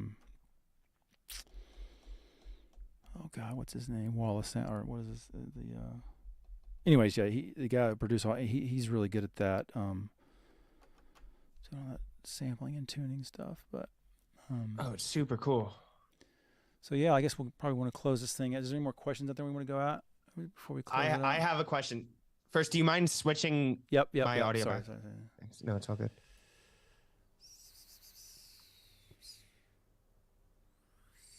Oh wait, so is it better Mic now? check. Mic check. Oh, hang on, let me turn my mixer. I need to do you and then turn it on over here. Wait, Cool. is that it? Yeah, we're good. Okay. I have one more thing, if you have the time for us to get into, Sure, because yeah. you piqued my interest yesterday when we were chatting. We talked about from digital or analog to digital, but what can you teach me and teach our viewers and get our viewers excited about with Atmos sound? Oh God, yeah, the whole new realm. So, all right, so the best way I can explain it is that, we started out mono, we went to stereo, and now it's Atmos. So I think Atmos is ultimately my prediction is, and what everyone's going at it is, that it's the new stereo. Now that Apple's incorporated it into what's called Apple Spatial. So now that they've incorporated that into their ecosystem, if you will, with the playback devices, with the iPhone, now that everything's been kind of encapsulated into that, now Dolby has created their new surround sound format, which is Dolby Atmos. And now that Apple's incorporated that into their own playback system, and the development that Dolby's gotten, and has all the research and development that Dolby's done over the last years, and to get away from the typical surrounds format, which was like 5.1, 7.1 that you would normally work in for film. Now that there's Dolby Atmos, it's compatible with music production. So, and then now they've incorporated the whole renderer inside of Logic, so that you can work on your music in stereo, and then it'll convert it to Atmos. But that's not necessarily what I would do. But the fact that it's being incorporated into the workflow that we're already so familiar with, it's becoming much more of an accessible new format. That's just it sounds so good, because you've got height speakers now. You've got 4 speakers on the side of you and behind you. You can go left and right, and then left and right wide, and you get center, and you can do all these different subs, and it just keeps going and going and going, and then it just really opens up the platform with regards to how good music does really sound in surround sound. I was involved in making music in surround sound, but the biggest issue is that whatever you worked on in surround sound, it would never translate to people unless you were in a theater. So now that it's been incorporated from Dolby Atmos into, as well as the Apple Spatial, now you can do something in the studio and Dolby Atmos and release it, and it's going to be perceived the right way because everyone's using their AirPod Pros or whatever. Right. And so you get that huge space, like it transfers so well. So, I mean, I'm not here to make any predictions, but for me, this studio is actually being upgraded to Atmos as we speak. I mean, all the acoustics in this room are developed and have been designed to support that acoustical space, if you will. You want to talk a little about that protocol that you were explaining to me? It was so cool to me, the dimensions of the room. Yeah, so there's basically Dolby's come out with this thing called the DART. I think it's the DART, and it's there's these standards that they've created that are much more easily accessible by people to understand. You don't have to be an engineer to really understand it. It's better to be one, but you always want to rely on somebody that's an engineer to kind of help you. But there's a database inside this Excel file, if you will, that allows you to put in your room dimensions, and it'll tell you your ratios with regards to your SPL headroom. Because with Dolby, you have to be, I think it's 20. You have to have 20 dB of headroom in order for you to be, I guess, coherent with their standards in order for you to mix it properly. So if your speaker is capable of producing, say for instance, 116 decibels at 1 meter, that puts you in the capabilities of being able to mix in that format and it translate properly and work well with the Dolby ecosphere, if you will, the Atmos ecosphere, if that's what you want to call it. But so with the room dimensions, like there's multiple different ways you can go about it, but a lot of it's got to do with the height. Like in this room, the height's too small. I've got the width and the length, but I don't have the height. I'm 2 feet off from being like standard from what Dolby wants. I mean, it's not, you can't not do it, but it's, they recommend, like I'm in that ratio to where I can still do it here because there is enough room. However, I have to be very careful with what it is that I'm doing. Whereas if I had 2 more feet on my ceiling, then I would be much more free or have more freedom with whatever it is that they're recommending. So you put your dimensions in the software and it tells you where you're lacking with regards to your capabilities of being able, like, I guess if you want to call it Dolby certified, if you will, or Dolby recommended, so that when you do work in Atmos and you are mixing in that format, it will properly translate without it having to be mixed in a room that is properly tuned. So the future for this is huge. I mean, everyone's moving into it. I mean, everyone started getting into it a couple years ago, and now it's just going rampant. Now that once Apple incorporated it into Logic, it's just, that was it.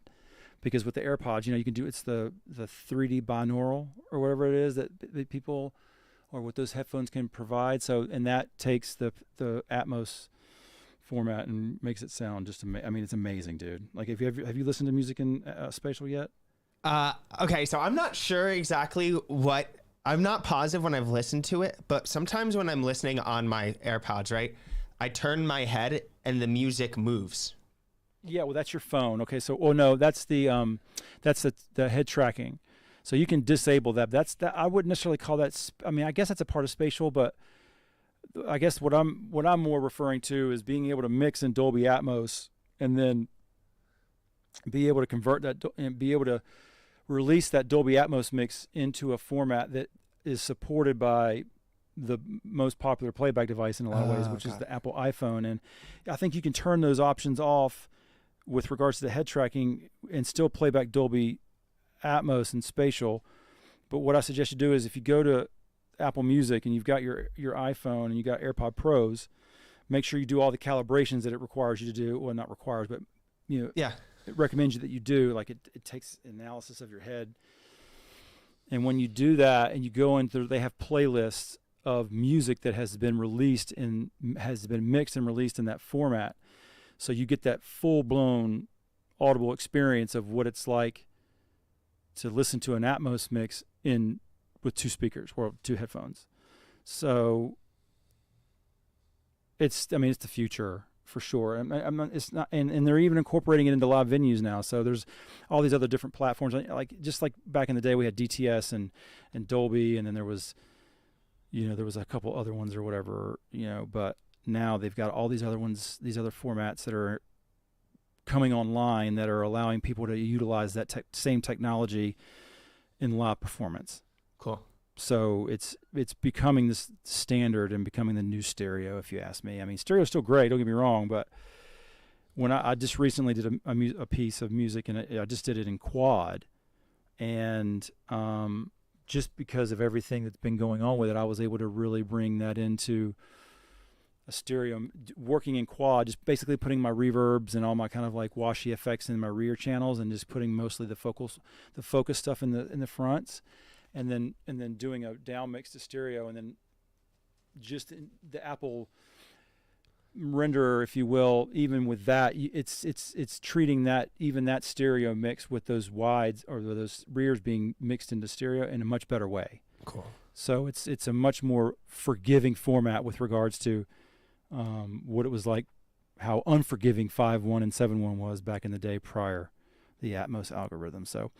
And just being able to move things around. I mean, a lot of people think, oh, is that going to be able to move things around the room? Well, that's not what yeah, you can do that. But a lot of what goes on with music and Atmos is your placement. You're able to place the horn player over here and the guitars. You're really able to get this huge three-dimensional space. It doesn't really mean that because when our brains process sound, the last thing you want to do is hear something that's moving around the room. It just doesn't. It's not comfortable unless you're watching something. Oh, I see.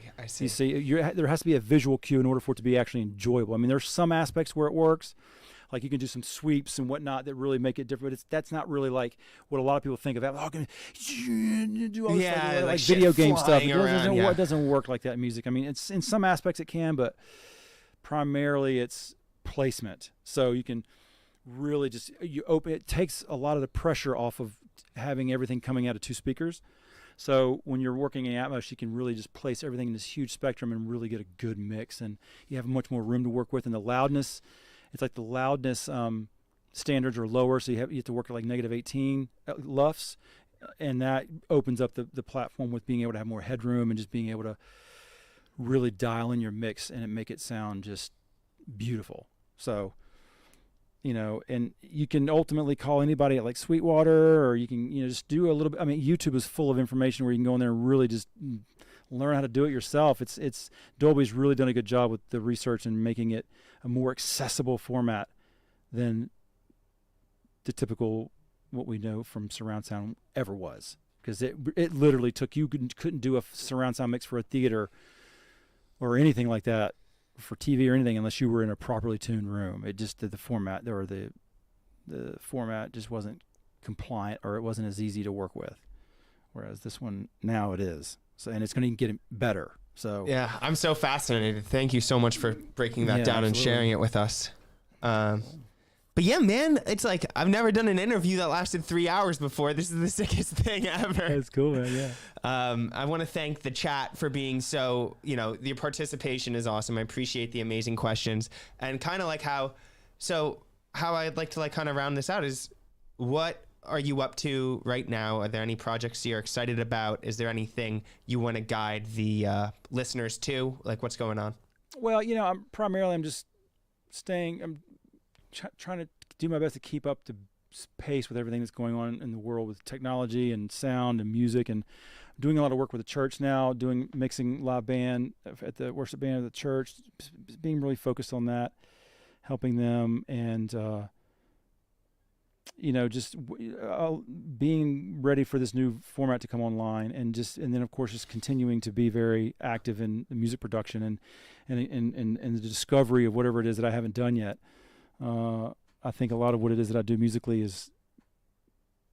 it's all about discovery for me at this point. What is it that we can uncover with the technology that can be, used as something to enjoy or to capture a moment in time and have that for whenever. But it's just, staying on par and making myself available for situations like this the most that I can. I mean, in the podcast world, it's crazy how it's changed, so being able to share information like this is huge, you know, and being able to really dive into the history of everything going on. And then, of course, with the new things that's going on, it's just great. And I love that. So I'm super excited. I think I'm more excited and more motivated than I've been in a long time with regards to how things are moving in the direction of technology and people being able to, you know, be creative, more creative. Yeah, You know, well, so- I'm sure your fans are so stoked to hear that you're more motivated than ever, because all that means is more amazing music for them.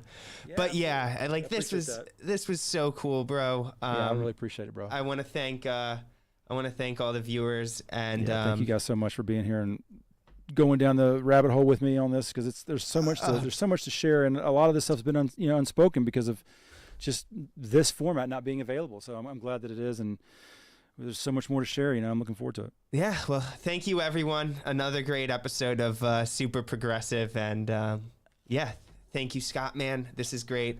Can't wait. This is on YouTube now. Everyone's gonna enjoy it. Good. Thank you, everyone. Have a great day. I'll see you. Thanks, guys. See ya. Wow, man.